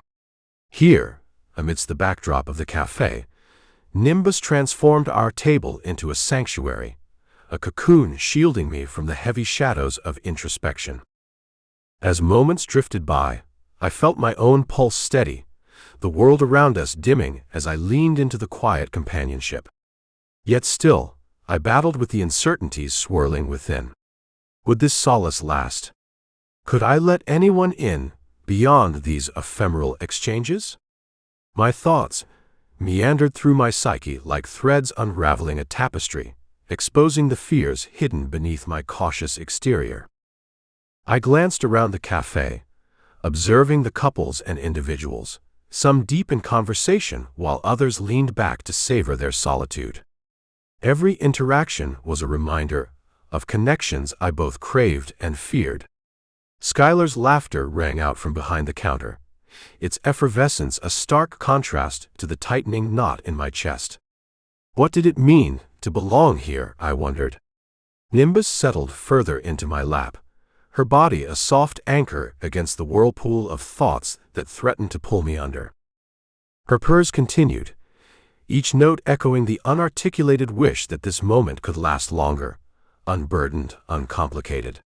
Yet beneath that warm surface lay an undercurrent, a reminder of the choices I had yet to face. I couldn't let myself get too lost in the fleeting bliss of connection, for fear of losing myself again in the shadows that once dominated my world. Just as I succumbed to the warmth of this tranquil moment, I caught Skylar's glance from across the room. Her smile was knowing, imbued with unspoken understanding that left a heat simmering in my chest, an uncomfortable warmth that threatened to echo the ghost of my past. Nimbus blinked at me, her gaze unyielding yet gentle, a guardian spirit amidst the ebb and flow of our small community, reinforcing the tether that bound me to this space and its occupants. As the night deepened and the whispers of the cafe drifted into one another, I sensed something fundamental shift within me, a faint pulse of acceptance threading its way through the uncertainty. Nimbus nestled close, brought with her a sense of peace, hinting at the possibility of connections beyond my carefully constructed walls, binding together lives shaped by unseen patterns. And so, in that soft-lit sanctuary, amid the chaos of laughter and echoes of quiet moments, I pondered the cost of isolation and the faint, flickering light of connection, drawing me closer to something beautiful, something terrifyingly close. Chapter 16. The Digital Guardian. The cold glow of the monitors flickered like dying stars in an infinite void. My fingers danced across the mechanical keyboard, an unceasing rhythm in a room cluttered with the remnants of too many hours. Snack wrappers lay strewn about like discarded thoughts, and crumpled papers overflowed from a nearby bin, testimony to our obsessive pursuits. Beside me, Cameron leaned in, brow furrowed with concentration, as lines of encrypted code sprawled across our screens, weaving a digital labyrinth fraught with dangers waiting to be unraveled. "Patch this vulnerability now," Cameron urged, their voice barely rising above the sound of frantic keystrokes. I nodded, feeling the urgency pulsing between us as I ran a series of commands, fingers tapping furiously against the keys. I watched the code scroll past, a relentless tide threatening to drown us both in its complexities. The backup hard drives hummed in the background, their rhythmic whirring a constant reminder of what was at stake. Each flicker of the monitors cast harsh shadows that danced across the cluttered workspace, a chaotic juxtaposition of digital illumination and my own mental disarray. I concentrated on the flickering characters on the screen, the lines of code twisted into impossible knots, a riddle waiting to be solved. Cameron pointed decisively at the screen. "Right there. If we don't isolate that segment, the whole system's at risk." I could feel the weight of their conviction pressing down on me, igniting a fire of determination deep within. As I executed the necessary commands, a rush of adrenaline surged through me, a potent mixture of fear and focus. "Are the warnings active?" I asked, pausing briefly to glance at their eager face, bright against the dim backdrop of the room. "Not yet, but I'm on it," they replied, fingers already poised to dive back into the labyrinthine code. It was the anticipation that was almost tangible, a taut string waiting to snap as we barreled through lines of programming together, threading new connections while simultaneously dismantling the risks that lurked in the code. In this stark environment, the outside world faded away. There was only the faint tap-tap-tap of our typing and the growing cadence of our combined efforts. My mind shifted gears, interpreting the flowing data into coherent shapes, grappling with each logical challenge as if it were a ghost demanding to be exorcised. "Let's verify the new warning system through multiple test cases," I proposed, needing to ground myself in certainty amidst the chaos. We had long departed from mere codes and characters. We were architects of an invisible fortress, watching for cracks that threatened to devour us. "Right. I'll pull up the simulation," Cameron answered, fingers deftly navigating their keyboard with practiced precision. I let my thoughts race, each one tightly knit with the next, until the room seemed to shrink around me, echoing with possibilities. I needed to calm the dread creeping at the edges of my consciousness. But the pressure fueled me. I typed faster, eyes darting across the screens, drinking in the frantic streams of numbers and letters, as if somehow I could wring order from disorder. As the warning system sprang to life, each successful test ignited a flicker of triumph. I felt a sense of partnership, an unspoken agreement with Cameron's shared vision. "Data clean," I reported, ready for the next test. Activate the alert sequence, they said, attention seeping into their tone. Their eyes sparked with something akin to excitement, and I knew we both felt it, the familiar thrill of being so close to something momentous yet dangerous. A deep inhale steadied me as I entered the sequence. The screens erupted with a flurry of coded warnings, bright flashes punctuating the darkness like warning sirens piercing the veil of night. "Monitor this," Cameron urged, adjusting a USB drive into the slot with a quick, precise movement, their pulse in sync with the chaotic light show unfolding before us. But then, just as swiftly as it had started, the digital symphony quieted, leaving behind an ominous silence broken only by the soft whir of the drives. I stared at the final display, a network anomaly flickering ominously on one of the monitors, a misstep in our meticulously crafted framework, a ghost in the machine that left us breathless and alert. "Did you see that?" I asked, the quiet growing heavy between us, sweat glistening on my brow as reality settled like a cloak around my shoulders. The stakes had risen again, and with it, a tension simmering just below the surface, a persistent echo of the past colliding with the urgent needs of the present. The air felt heavy, tinged with an unsettling urgency that permeated the dimly lit work area.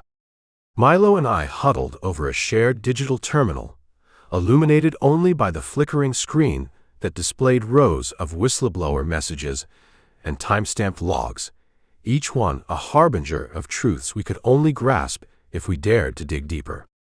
The papers surrounding us were chaotic and unyielding, reminders of the hours we spent on the verge of discovery.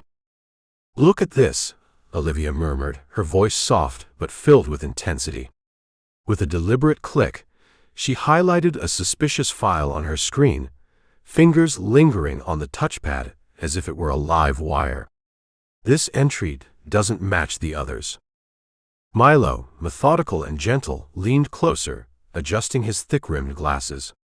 "Interesting," he said, tapping the document with the precision of a former investigator. The wrinkles of his brow deepened as he scribbled notes on a notepad, piecing together thoughts as if assembling a puzzle. He always approached challenges like they were riddles waiting to be unraveled, a mind steeped in details and memories of long-forgotten cases. We methodically scrolled through encrypted files, cross-referencing digital signatures with printed data, the task an unbroken cycle of review and reflection. Each piece of evidence was both thrilling and nerve-wracking. I could feel my heart pounding in rhythm with the ticking of the wall-mounted clock, each second drumming an urgency into my veins. "There's a pattern here," I whispered, almost afraid to disturb the charged air around us. I watched Milo's eyes widen, fueled by curiosity. There was something captivating about discovering anomalies together, the thrill of shared understanding coursing through the depths of our isolated experiences. "I think we might have found a breadcrumb trail," he said, a hint of his old spark igniting in the depths of his eyes. His tone was warm, inviting, like an old friend welcoming me back from the void. As we pored over the encrypted files, I felt myself surrendering to the slow unease brewing in the back of my mind. We were ghosts in a digital catacomb. Each click of our combined efforts echoed in the void, the outside world held at bay by the weight of our discovery. I concentrated hard, willing my thoughts to intertwine with the data sprawled before us. "There," I breathed, pointing to an irregular timestamp nestled amid the logs. "This is where it diverges." Milo squinted at the screen, absorbing the pattern emerging between the words. "The timestamps don't add up," he observed slowly. "Someone's been manipulating the data." As we dug deeper, piecing together the fragments, I caught sight of Milo's fingers trembling slightly, a tell I had come to recognize. He still carried the ghosts of his past investigations, where solutions had slipped through his fingers. "This looks like something," I pressed on, the time slipping away, the clock looming above us. "Do you think?" It could lead to something significant, Milo replied, the urgency of his words melding with the palpable tension enveloping us. The room felt closer, stifling, an all-consuming blanket of suspense that choked out distractions. Each discovery escalated the stakes, the boundary between uncovering truth and hiding away beginning to erode. With every new line of information, our investigation took on a new depth, part analysis, part fevered hope. Yet, just as I began to let optimism seep into my resolve, my eyes darted back to the screen. An unsettling feeling washed over me, like the very air in the room had shifted. I could almost hear the whispers of the data, intertwining lives blurred between anonymity and stark reality. Let's isolate key pieces of verified information, I suggested, needing structure amidst the encroaching chaos.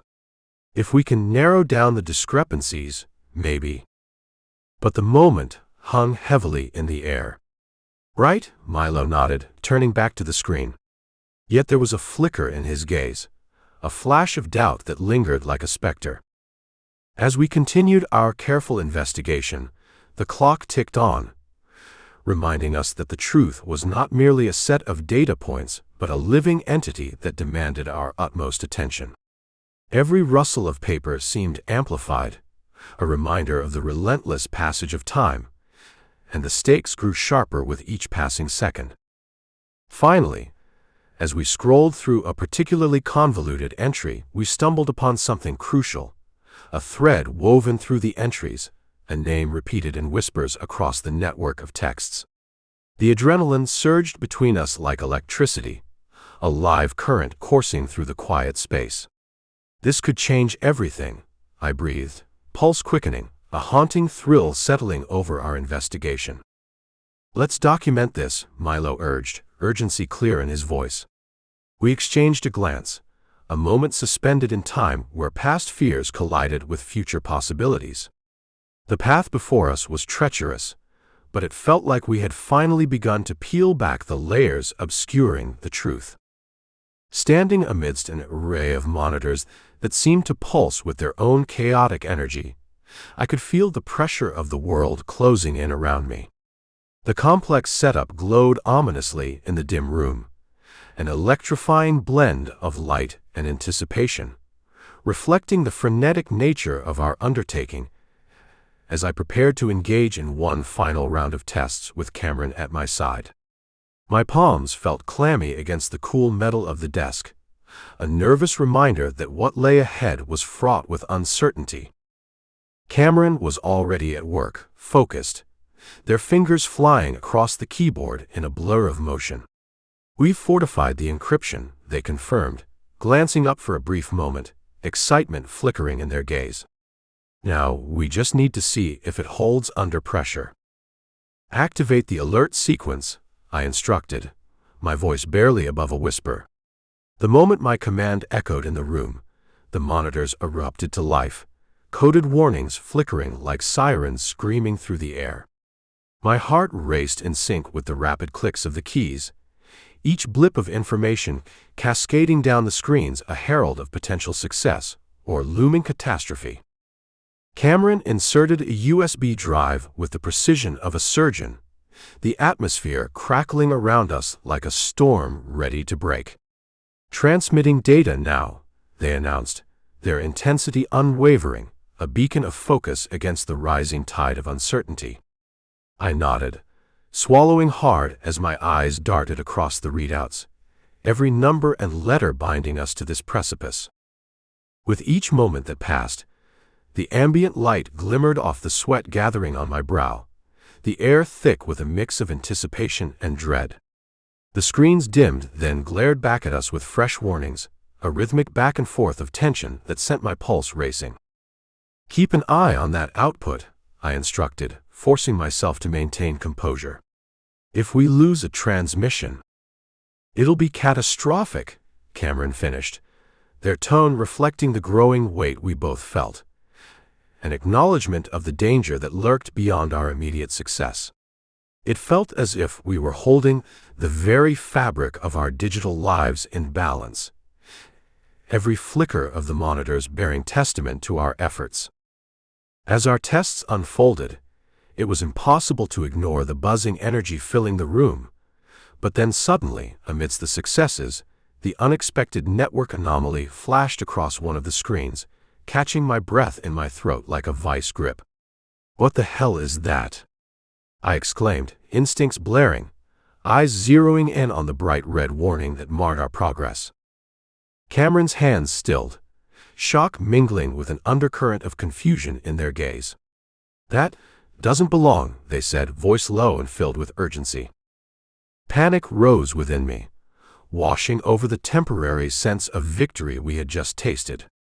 "Is it a hack?" I questioned, throat tightening. "Or just a misreport?" "I'm not sure." The uncertainty in Cameron's tone cut through the air like a cold blade, and in that instant I felt our entire world teeter on the edge of collapse. "We need to investigate further." We exchanged quick glances, the breath of unspoken thoughts passing between us, a shared understanding of the stakes that had suddenly escalated. Everything hinged on unraveling this new threat, a danger that could shatter everything we had worked so hard to build. The monitors displayed our anxieties laid bare, a cautionary tale woven in digital threads, compelling us forward into the uncharted depths of uncertainty. Every flicker on the screen mocked our fear, each warning message thrumming with the pulse of impending chaos. The moment stretched like a taut wire, begging us to decide how to confront the storm brewing on the horizon. My mind raced, processing, contemplating, ready to lead us into whatever was to come. It was a grim path ahead, a dark adventure calling, and with every breath, I knew we were prepared to step forward into the unknown, ready to unearth the hidden truth behind the shadows lurking at the edges of our digital existence. Chapter 17: The Ripple Effect. The cafe thrummed with a quiet unease, shadows deepening in the corners as the television flickered, each report of corruption and unrest serving as a haunting backdrop. I nestled in my shadowed corner, fingers flying over keys, every clack echoing in the still air, while the flickering images whispered secrets I wasn't ready to hear. "Corporate corruption exposed," blared the looping headlines, the muted sound painting the room with an invisible tension that wrapped around us like a shroud. I dared a glance at the screen, images of protesters and government officials flickering alongside each other, a chaotic dance of indignation and power. I returned to my laptop, the words before me a comforting jumble of code, but the gravity of the visuals tugged at my concentration. I was caught in a tug of war between logic and dread, the external world encroaching on my digital fortress. Behind the counter, Skylar maneuvered with a practiced ease, her presence an effortless grace against the stark, metallic backdrop.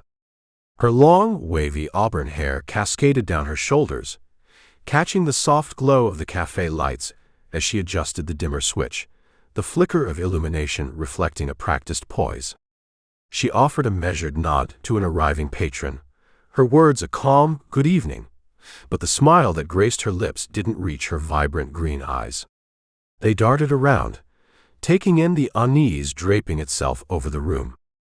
Small clusters of regulars filled the cafe, their bodies bent toward small screens, voices barely above a whisper. "Did you see that?" a hushed voice murmured, their expressions twisted with worry as they passed printed clippings from one to another, fragments of news articles intertwining like threads of a dark narrative. I remained anchored to my table, absorbing the palpable tension that crackled in the air, as if we were all trapped beneath a single roof while the world outside burned. Amara moved between the tables, a gentle force guiding anxious patrons toward adjacent chairs. Her long dark hair swayed in rhythm with her measured movements, and her warm brown eyes, always so full of understanding, were now shadowed with a hint of concern. I watched as she bent slightly to retrieve stray menus, fingers deftly arranging the chairs of a nearby seating nook. There was something comforting about her precise gestures, yet they also held an unmistakable sense of purpose, as if she were weaving an invisible net to catch those ensnared in fear. "Everything is fine," I reminded myself, as I forced my fingers back to the keyboard, the lines of code a refuge from the chaos swirling around me. The tension in my chest flared, fighting against the cool logic that usually steadied me. But the digital sanctuary I had cultivated for myself was under siege. Each hushed exchange between patrons seemed to thrum with conspiracy, a haunting undertone of uncertainty that sent prickles of unease dancing across my skin. "Stay inside." The words floated from a group huddled around a table, their heads nodding in muted agreement, speaking more through body language than voice. The air thickened, pressing down on us all, the lingering echo of the news report echoing my own spiraling thoughts.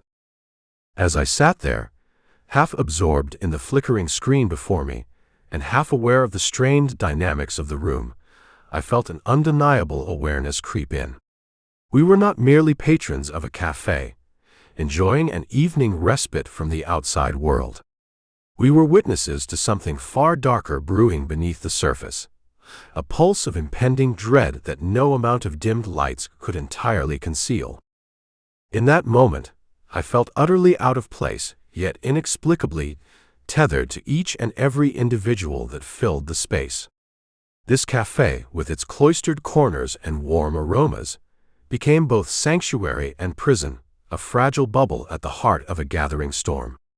I lingered at the precipice, on the cusp of something that beckoned but terrified, a fleeting glimpse into the hollowness that dwelt beneath my reserved facade. The clatter of keys and murmurs melted into a tense symphony as I pushed away from my table, the flickering screen beckoning with urgency. I could feel the tremors of anticipation thrumming beneath the surface of everyday conversation, each exchanged glance heavy with unspoken fears and conspiracy. Rising from my corner, I navigated through the clusters of patrons huddled around their devices, my heart racing as I drew closer to the counter where she stood. Skylar, my only tether to clarity in the chaos that was slowly spilling over. "Skylar," I began, my voice low and strained, a quiet urgency coloring every syllable. She turned toward me, bright green eyes locking onto my expression, an unspoken understanding passing between us as I gestured toward my laptop screen. The data scrolling across its surface felt like a harbinger of something far darker, a storm that was no longer on the horizon but crashing through the doors of our haven. Her calm demeanor contrasted sharply with my own rising panic. "We need to stay calm," she replied, tapping her PDA with precision, fingers gliding over the screen.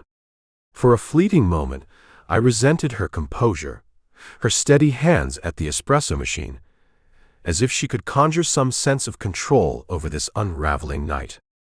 "I don't think we can," I muttered, the words heavy with the weight of my apprehension. My analytical mind raced through the implications of what I had discovered, something festering beneath the surface of the report. Shadows shifted in the corners of the cafe as the din of patrons blurred, whispers escalating, curling like smoke around us. Nearby, Amara was hard at work, her movements deft as she arranged stray menus and gently directed patrons toward the adjoining seating area. "Over here, please," she said softly, her warm brown eyes crinkling at the corners as she encouraged those around her to remain seated. There was a fierce protectiveness beneath her gentle demeanor, an innate wisdom in the way she controlled the flow of nervous energy that thrummed through the air. Patrons exchanged quick glances, the muted conversation shifting in tone, a steady undercurrent of worry becoming a palpable entity. A small group at the table crowded over printed articles and smartphones, voices dipping into urgency, sharing snippets of information and worried reassurances. "Keep it quiet," one voice cautioned, while another warned, "Stay inside." I could almost feel the weight of their collective anxiety pressing down on us. My gaze flickered to Skylar, searching for the anchor she seemed to provide, but my mind wrestled against the onslaught of fear clawing at my insides. Here in this cafe, surrounded by kind faces, I felt caught in a purgatory of emotion, a space where laughter mingled with uncertainty. And I, the analytical observer, found myself swept up in it, wondering where I belonged amid the collective tide of concern. In those moments, as I stood at the threshold of chaos, I could see everything: the shadows deepening around Skylar's tranquil form and the flickers of anxiety playing across Amara's thoughtful features. The news report played endlessly in the background, a soft, relentless murmuring like the wind rising outside, casting a dissonant air over the sanctuary we had so carefully built. I pulled back slightly, lingering in the doorway, my heart racing as I absorbed the tumult unfolding before me.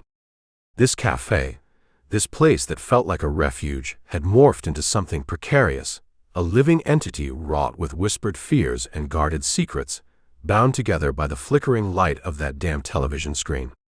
And within its confines, I stood on the cusp of understanding, not just of the world outside, but the ones who occupied it with me, each soul harboring stories that both connected and separated us. What had begun as mere anxiety had now expanded, wrapping around us like the chilling embrace of night, a cautionary tale that refused to be ignored. I had a sudden realization. In that tangled web of uncertainty and shared worry, I was no longer merely an observer, but a part of this story, whether I chose to be or not. Chapter 18: The Transformation. Dawn crept through the windows of my apartment, pale fingers splaying across the hardwood floor, inviting me to finally shake off the night's long shadow. I methodically unlatched the heavy curtains, their fabric whispering against each other, like old ghosts in a forgotten room. The light unveiled the remnants of yesterday, my life laid bare in a web of silence and cold logic. The shadows fled as I drew the curtains back, allowing the thin golden light to spill into the room. I could almost hear the silence breathe around me, a soft sigh escaping the corners where dust and forgotten memories conspired. My fingers moved through familiar rituals, unplugging the chargers, powering up devices, my mind a quiet calculation. Each motion was imbued with the cadence of habit, the way I found rhythm in structure and order. The computer hummed to life, the whir of machinery a comforting companion as the screen flickered awake. In the brightness of pixels, I found the messages waiting, a string of digital threads woven through my isolation. Skylar, with her ever-gracious warmth, curious to know if I was ready for our meetup. Cameron, brimming with that frenetic energy that only youth can sustain, reaching out with questions about cybersecurity conundrums I had solved days prior. Then Olivia's gentle reminders to bring notes, layered beneath the surface, underscoring her worry for me. I could practically feel the empathy radiating from her screen. Milo's gentle humor, veiled beneath requests for updates on cases I dissected late into the night. Amara, the voice of serene encouragement, confirming that she would be there, perhaps even with baked goods. I allowed myself a moment of reflection, contemplating the faintest flicker of warmth in my chest as I scanned their words. Each person represented a variable in my isolated equation, pulling me from my solitary clutches, people whose lives intersected with mine through the ethereal medium of cyberspace. They weren't merely names on a screen, they were echoes of laughter, small victories in a sprawling digital world.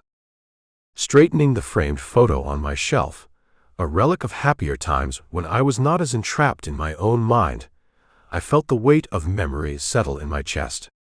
I had captured a moment once, its vibrancy dampened by the grayscale of my now mundane existence. I tacked it back into place with a practiced precision, ensuring it faced the morning light, a symbol of my resolution, a faint reminder of what I yearned for yet feared to embrace. The desk remained an assortment of carefully arranged chaos. I initiated a familiar ritual, straightening papers and books, stacking them with an almost clinical detachment, absorbing the sharp angles of a life mapped out in code rather than warmth. As the room transitioned from shadows to light, I witnessed an evolution of space. What once felt restrictive now invited potential. Yet in the quiet, a sense of dread blossomed, curling around my insides like a creeping vine, urging caution and introspection. Adjusting my worn jacket, a familiar companion more than a piece of clothing, I stole one last look at my sanctuary before the anticipation thrummed beneath my skin. It echoed in the silence, that indefinable pull toward connection, interspersed with threads of anxiety that tangled in my gut. As I readied myself to step outside, it settled into the corners of my thoughts, an impending shift. With a deliberate click, I punched in my response, "On my way," letting the words dissolve into the digital ether. It felt like a door closing, the soft finality resonating through the stillness of the room as I shut down the laptop. I took a breath, deep, deliberate. I was stepping away from the sanctuary, into a world still unfamiliar, where my past sins trailed closely behind, whispering secrets of uncertainty into the brightening day. The air was alive with warmth as I stepped inside the Enchanted Cat Cafe, the familiar scent of coffee mingling with soft laughter, a blend of nostalgia and welcome that wrapped around me like a well-worn blanket. The low hum of conversations flowed like a gentle stream, beckoning me toward the heart of it all. Light danced through the windows, creating intricate patterns on the reclaimed wood floor, each ray casting familiarity against my pallid demeanor. Skylar met my gaze immediately, her welcoming nod almost eclipsing the steady pulse of anxiety in my chest. The measured smile that she wore seemed to promise connection, even as the walls echoed with unspoken words. I stepped further inside, eyes flickering over the assembled group, taking inventory of smiles that looked genuine but held nuances beneath the surface. Cameron leaned in, animated fingers gesturing wildly, as I settled in at the table, a reclaimed wooden creation that wore its history like a badge of honor. The atmosphere was thick with familiarity, but a keen eye would catch the nuances of tension, especially as Cameron's gaze lingered on Olivia, whose soft disposition seemed at odds with the spark in their eyes. Milo occupied a corner, quietly shuffling notes with the kind of methodical precision that hinted at a world of mysteries unfurling beneath his surface. Skylar poured dark coffee into chipped ceramic cups, a ritual as essential to the cafe as the countless stories shared within its walls. With every cup she filled, an unspoken acknowledgement drifted through the air, coffee as solace, as bonding, as a bridge spanning the chasm between loneliness and belonging. Amara, ever the epitome of grace, passed a plate of pastries, her warm smile an anchor in the room, soothing as honey drizzling over our collective anxieties. But amidst the coziness there was Nimbus, the little white cat who owned the space more than any of us. She wove between our legs, drawing attention like an elegant specter, her striking blue eyes assessing each person in turn. She settled on my lap, her warmth immediately dissolving the edges of my tension. As I gently stroked her fur, I whispered to her, "We've come a long way," marveling at how even a small creature could ground a tumult of thoughts. The lingering memory of long nights alone evaporated under the soothing rhythm of her purring. Conversations began to flow, overlapping and rising with the steam from our cups, laughter punctuating the air, a vital force reminding us of the connections we fought to cultivate. Yet as moments intertwined, there remained unaddressed fissures, shadows lurking beneath each light-hearted exchange.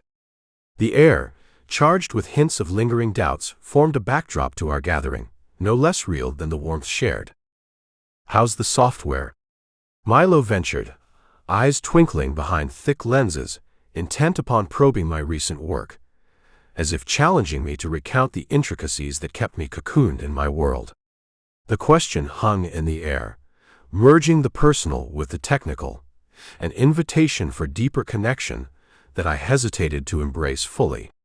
As I glanced around the table, I caught glimpses of longing and restraint, each member trapped in their own mosaic of past, present, and the burden of future expectations. As the conversations wandered and snaked through the histories binding us, I took a moment, a breath caught in my throat. The lingering uncertainty of how far each of us had come haunted the edges of our gathering, demanding recognition. But perhaps, in this chosen family formed by digital threads and shared experiences, there lay the potential to untangle the gnarled knots we carried. So, beneath Nimbus's watchful gaze, our hesitant yet hopeful reunion unfurled, the past echoing through laughter, the gentle clink of ceramic against wood, and unshakable truths whispered between bites of pastries.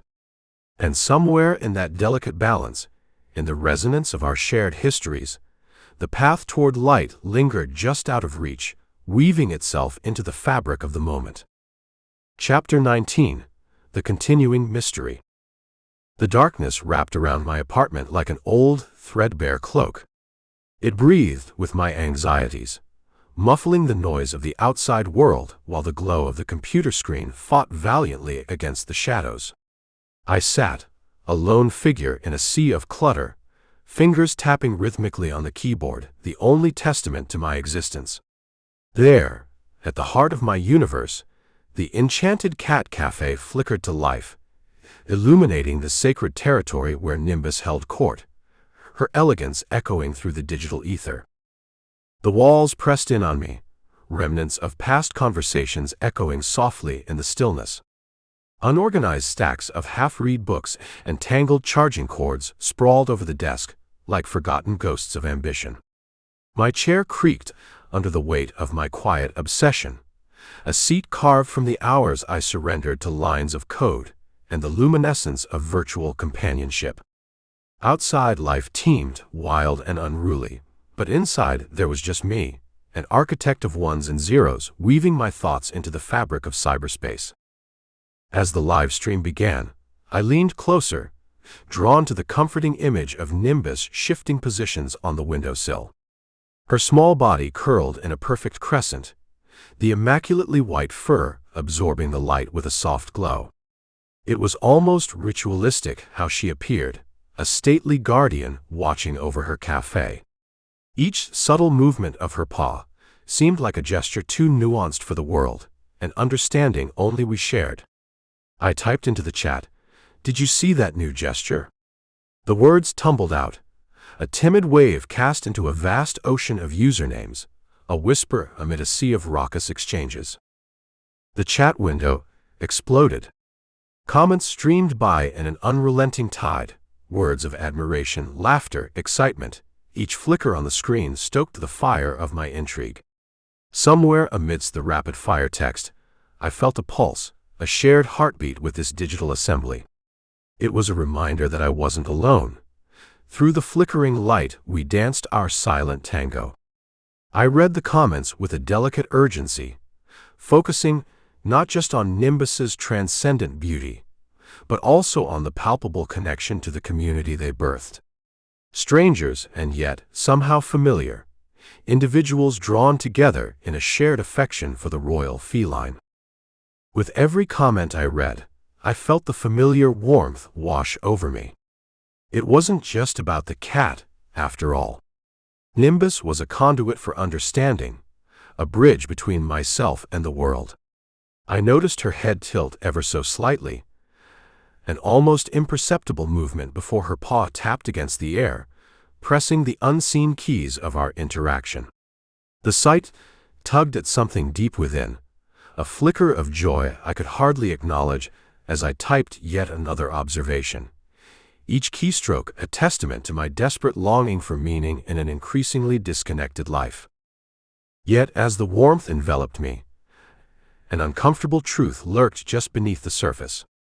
The shadows in my apartment whispered of isolation, and my yearning for connection felt tainted by a memory, a fleeting image of a face I could not forget.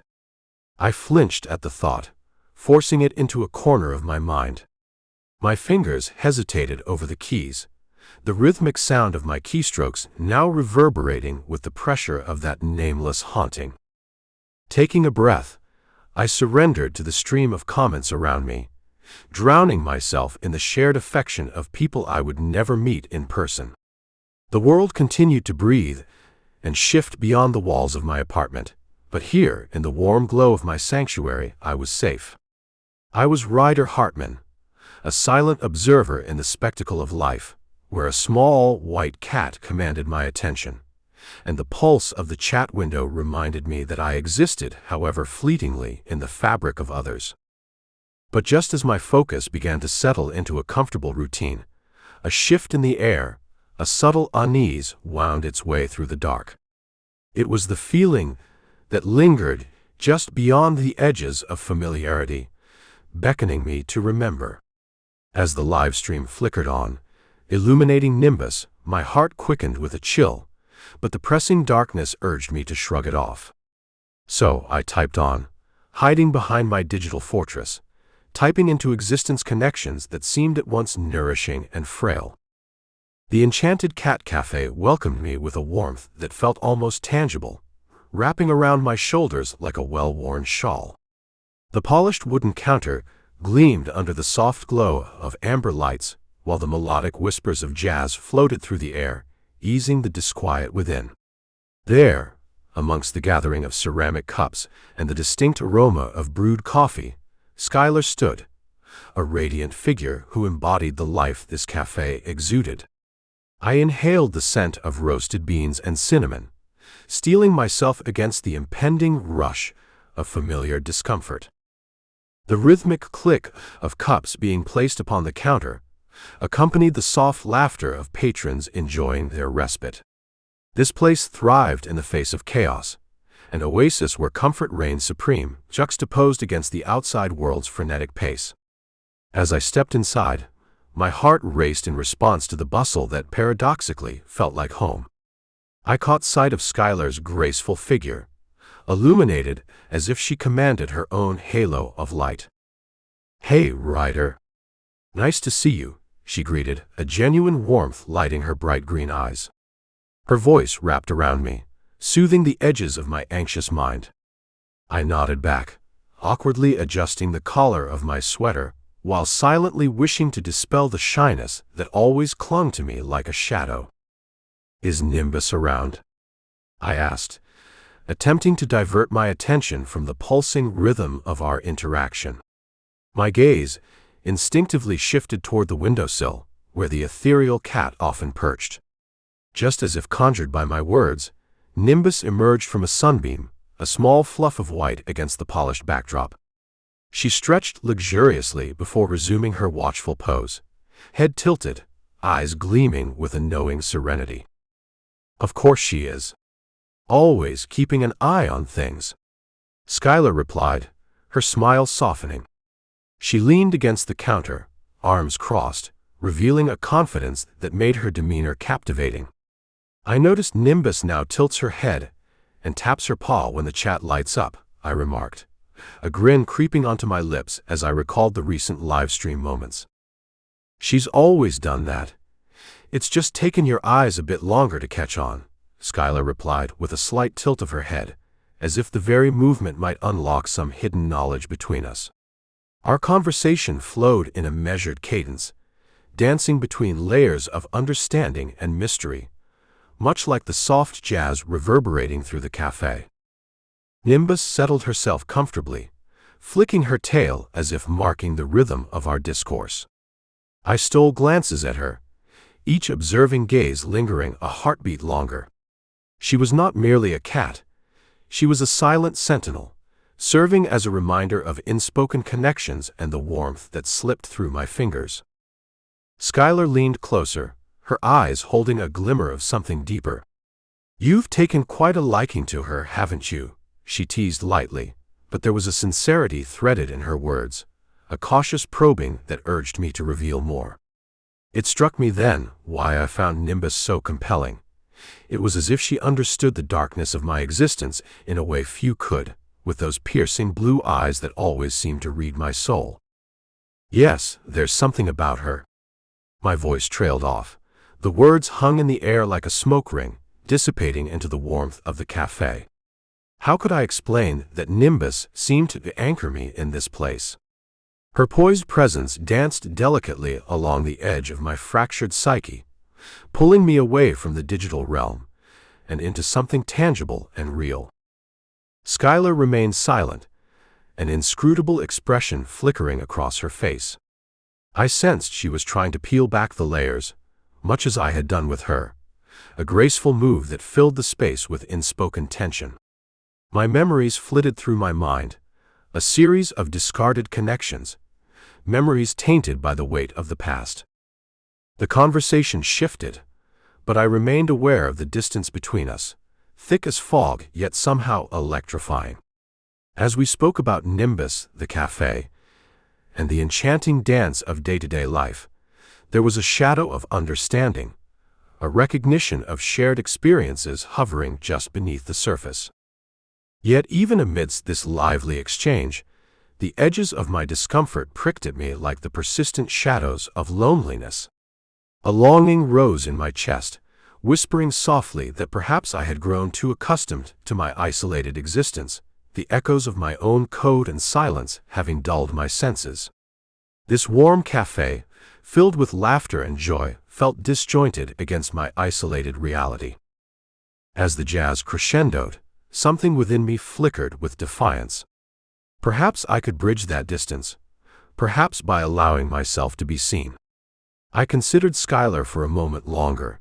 Her captivating warmth had an intensity that both thrilled and terrified me. Did she see the layers, or was I just another customer in her cafe? In that moment, the world around me faded. Nimbus remained vigilant on her perch, a silent observer to our exchange. The deep-set understanding, lingering in the air charged with an unspoken promise, hung there like a fragile web. I leaned into that feeling, desperate to shatter the wall between us, and suddenly the cafe no longer felt like just a sanctuary but a portal, opening possibilities far beyond what I dared to imagine. Chapter 20. The Enchanted Future. I slid into the worn wooden chair, the seat creaking slightly beneath me as I tapped my fingers on the scarred table surface, an echo of rhythms long forgotten.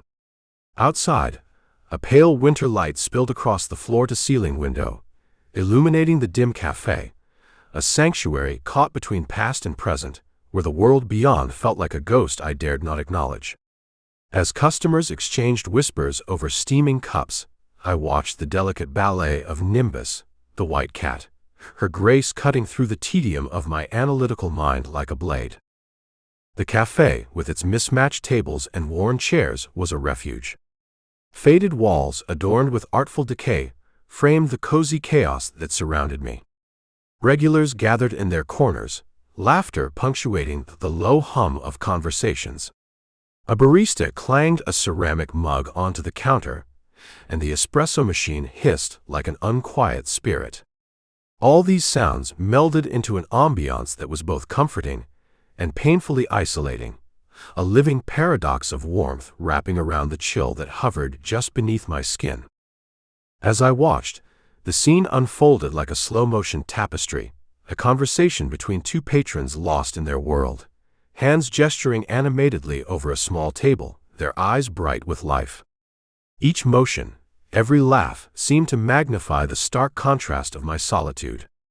I traced the patterns of their connection, the way their expressions softened in each other's presence, and I wondered if I might ever taste that kind of intimacy again. My gaze drifted back to Nimbus, who navigated the labyrinth of tables with an unhurried grace. She was more than just a cat. She was the soul of the cafe, her ethereal blue eyes glinting in the filtered light, piercing into the recesses of my own guarded heart.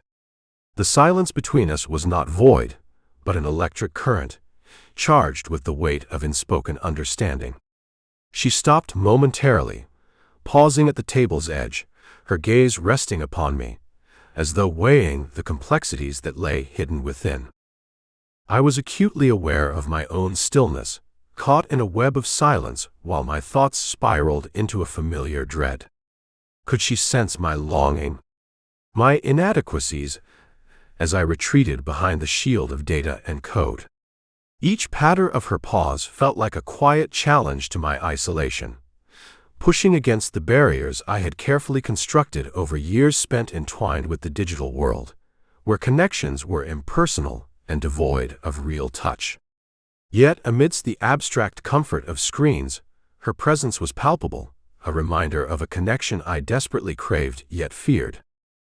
As Nimbus approached, her small body cast a spell over the atmosphere.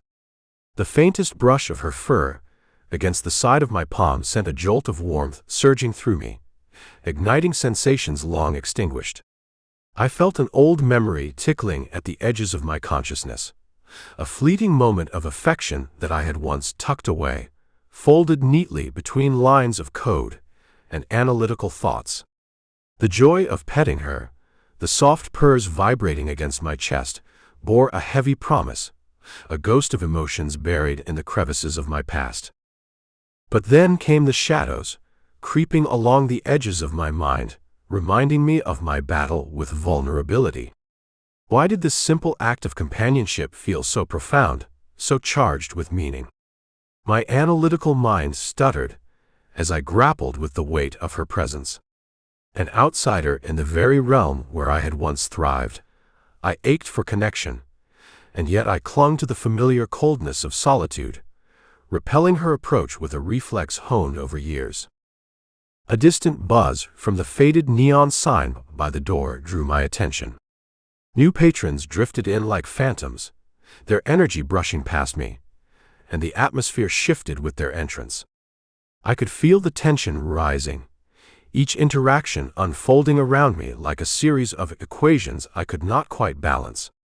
As I narrowed my focus back onto Nimbus, my heart raced. What would happen when she settled onto my lap? Would the touch of her warmth ground me, or would it echo deeper, an unsettling reminder of my isolation? With slow deliberation, Nimbus climbed onto the edge of my table before leaping lightly onto my lap. The world faded around us as she settled down, nudging my hand with her head, a silent demand for attention. Her purring enveloped me in a warm embrace, a lullaby that both comforted and unsettled me. The shadows of my doubts subsided, if only momentarily, swallowed by the soothing vibration against my palm.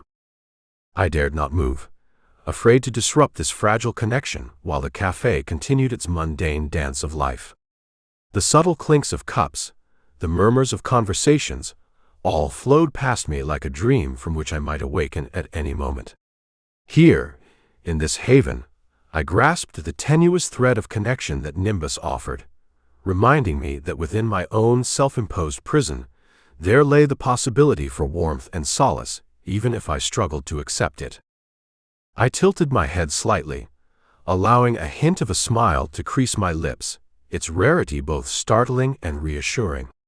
Just for that fleeting moment, the isolation that had clung to my soul lifted, a reminder that perhaps the world, both digital and physical, held the potential for connection, even amidst shadows that lurked too closely.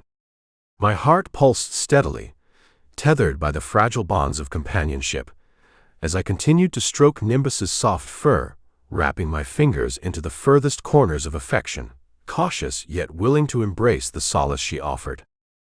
As I sat there, absorbed in the rhythm of Nimbus's purr, the cafe's atmosphere shifted. The stillness around me stirred like a barely recognizable phantom rising from the corners of familiarity. I had barely begun to explore the comfort she offered when a gentle rustle caught my attention, pulling me from my reverie. From behind the counter she emerged, a radiant presence threaded through the warm glow of the cafe, a fleeting apparition both elusive and arresting. Skylar stepped into the light, her long, wavy auburn hair catching the dim sun as she moved. The cloth in her hands was an elegant extension of herself, swirling about her like a phantom of domesticity as she worked the room. Her movements, both assured and graceful, seemed to punctuate the air with energy. Each step carried a grace that invited attention, the air around her shimmering with an unseen current. She paused, setting a freshly cleaned glass on a tray that caught the light, and for a heartbeat her eyes met mine. "Good evening," she said softly, her voice resonating with a gentle cadence that wrapped around me like the warmest embrace, pulling me deeper into the web of this uncharted interaction. Time froze in that moment, a shared silence enveloping us amid the soft clinking of cups and the murmurs of familiar patrons. Her green eyes locked onto mine, holding a world of unsaid thoughts, probing for something just beneath the surface of our cautious exchange. An inexplicable magnetism drew me toward her, and I found myself lost, drowning in the depths of her gaze. The cafe blurred at the edges, a backdrop of muted conversations, while I was acutely aware of the moment's weight. Nimbus, as if sensing the shift in atmosphere, rose from my lap and took a deliberate leap onto the table's edge, her small body a seamless silhouette against the soft glow. With a delicate nudge of her head, she brushed against my palm, the tender reminder of warmth grounding me amidst a swirl of emotions I could not name. I glanced down, her presence a paradox, comforting yet a stark reminder of my growing discomfort in the face of Skylar's poised beauty. "What brings you here?" she asked, tilting her head slightly. The inquiry was simple, yet the layers beneath it were profound. Did she truly want to know, or was it a mere formality, a question thrown into the air that would flutter away like the wisps of conversation swirling around us? I hesitated, grappling for words that seemed to elude me, lost among fragments of data and lines of code that had woven the fabric of my life. My response hovered just above the tip of my tongue, but I couldn't grasp it, unable to breach the invisible divide that loomed between us. Instead, I managed a slow nod, my smile returning, albeit cautious, as if testing the waters of an emotional ocean I had long ago sealed shut. Skylar regarded me with a gentle smile that softened the world. Her expression held an innate kindness that offered a sliver of hope, a fleeting promise of connection as tangible as the steam rising from the cups scattered around us. In the space between us, I felt the tension build, a hesitant dance of curiosity and vulnerability threaded through her demeanor. There was more behind her eyes than casual interest. It was a subtle inquiry into the uncharted territory of my soul, an invitation that sent my heart racing with the thrill of possibility. Nimbus hopped onto my lap again, purring vibrantly, as though sensing the shift in our dynamic, her warm presence rekindling the familiar pulse of comfort I had sought to capture. Yet, there was also a heaviness threading through my chest, a collision of yearning and anxiety, each thrum pulling me in contrasting directions. My fingers absent-mindedly stroked Nimbus's fur, grounding me while simultaneously whisking my thoughts away into a whirl of introspection, unmasking my fears with each steady stroke. Her gaze flicked to Nimbus and back, a gentle spark dancing in her expression. "She's beautiful," Skylar remarked, an understated warmth coloring her words, blending seamlessly into the atmosphere like coffee and cream. I could sense the true meaning embedded within her compliment. Would this small moment spark a deeper conversation, or would it dissolve like sugar in coffee? I felt the layers of anxiety peel back as I focused on her. Here was a woman who created a sanctuary, a space where connection blossomed amid steaming mugs and velvet whispers. I yearned to understand the stories that lingered behind her guarded smile, the currents that shaped her past in ways only she could know. Every encounter in this cafe wove tales, a quilt of unexpressed emotions wrapping around us both, begging to be unraveled. "Thank you," I finally replied, my voice shaky but earnest. The words felt precarious but true, and as our eyes connected again, I found courage amid the turmoil. Beneath the probing silence, there lay an acknowledgement of the world shared in that instant, the flickering potential for connection, glistening like sunlit dew. Her smile widened, inviting and genuine, yet a trace of enigmatic mystery lingered in her gaze, wrapping around her like an alluring shroud. I leaned slightly forward, pulled closer by an unspoken promise. This was not merely a moment, between a customer and a barista. It felt like a fleeting intersection of two lives that had unknowingly brushed against one another in the vast expanse of this cafe realm. My heart raced with the rush of possibilities, dancing just beyond our reach. But as quickly as it had risen, the moment began to ebb. Skylar maintained that delicate connection for a heartbeat longer before allowing it to flutter into the ether like the wings of a wayward bird. "Well, I hope you enjoy your time here," she said, a gentle warmth glistening in her tone as she turned away. Her retreat felt like an echo of unfulfilled promises, and the cafe sighed around us, a collective breath of patrons continuing their lives as I remained anchored, captured in a world of my making and unmaking. My heart weighed heavily as I absorbed the shadow of her presence departing, leaving me to wrestle with the warmth she ignited within me, wrestling with the aching loneliness that persisted alongside that fleeting warmth. Yet, Nimbus nestled against my side, purring steadily, and somehow, even as the fleeting connection slipped into a dreamlike distance, there remained an ember of hope nestled within the fragile boundary of my solitude.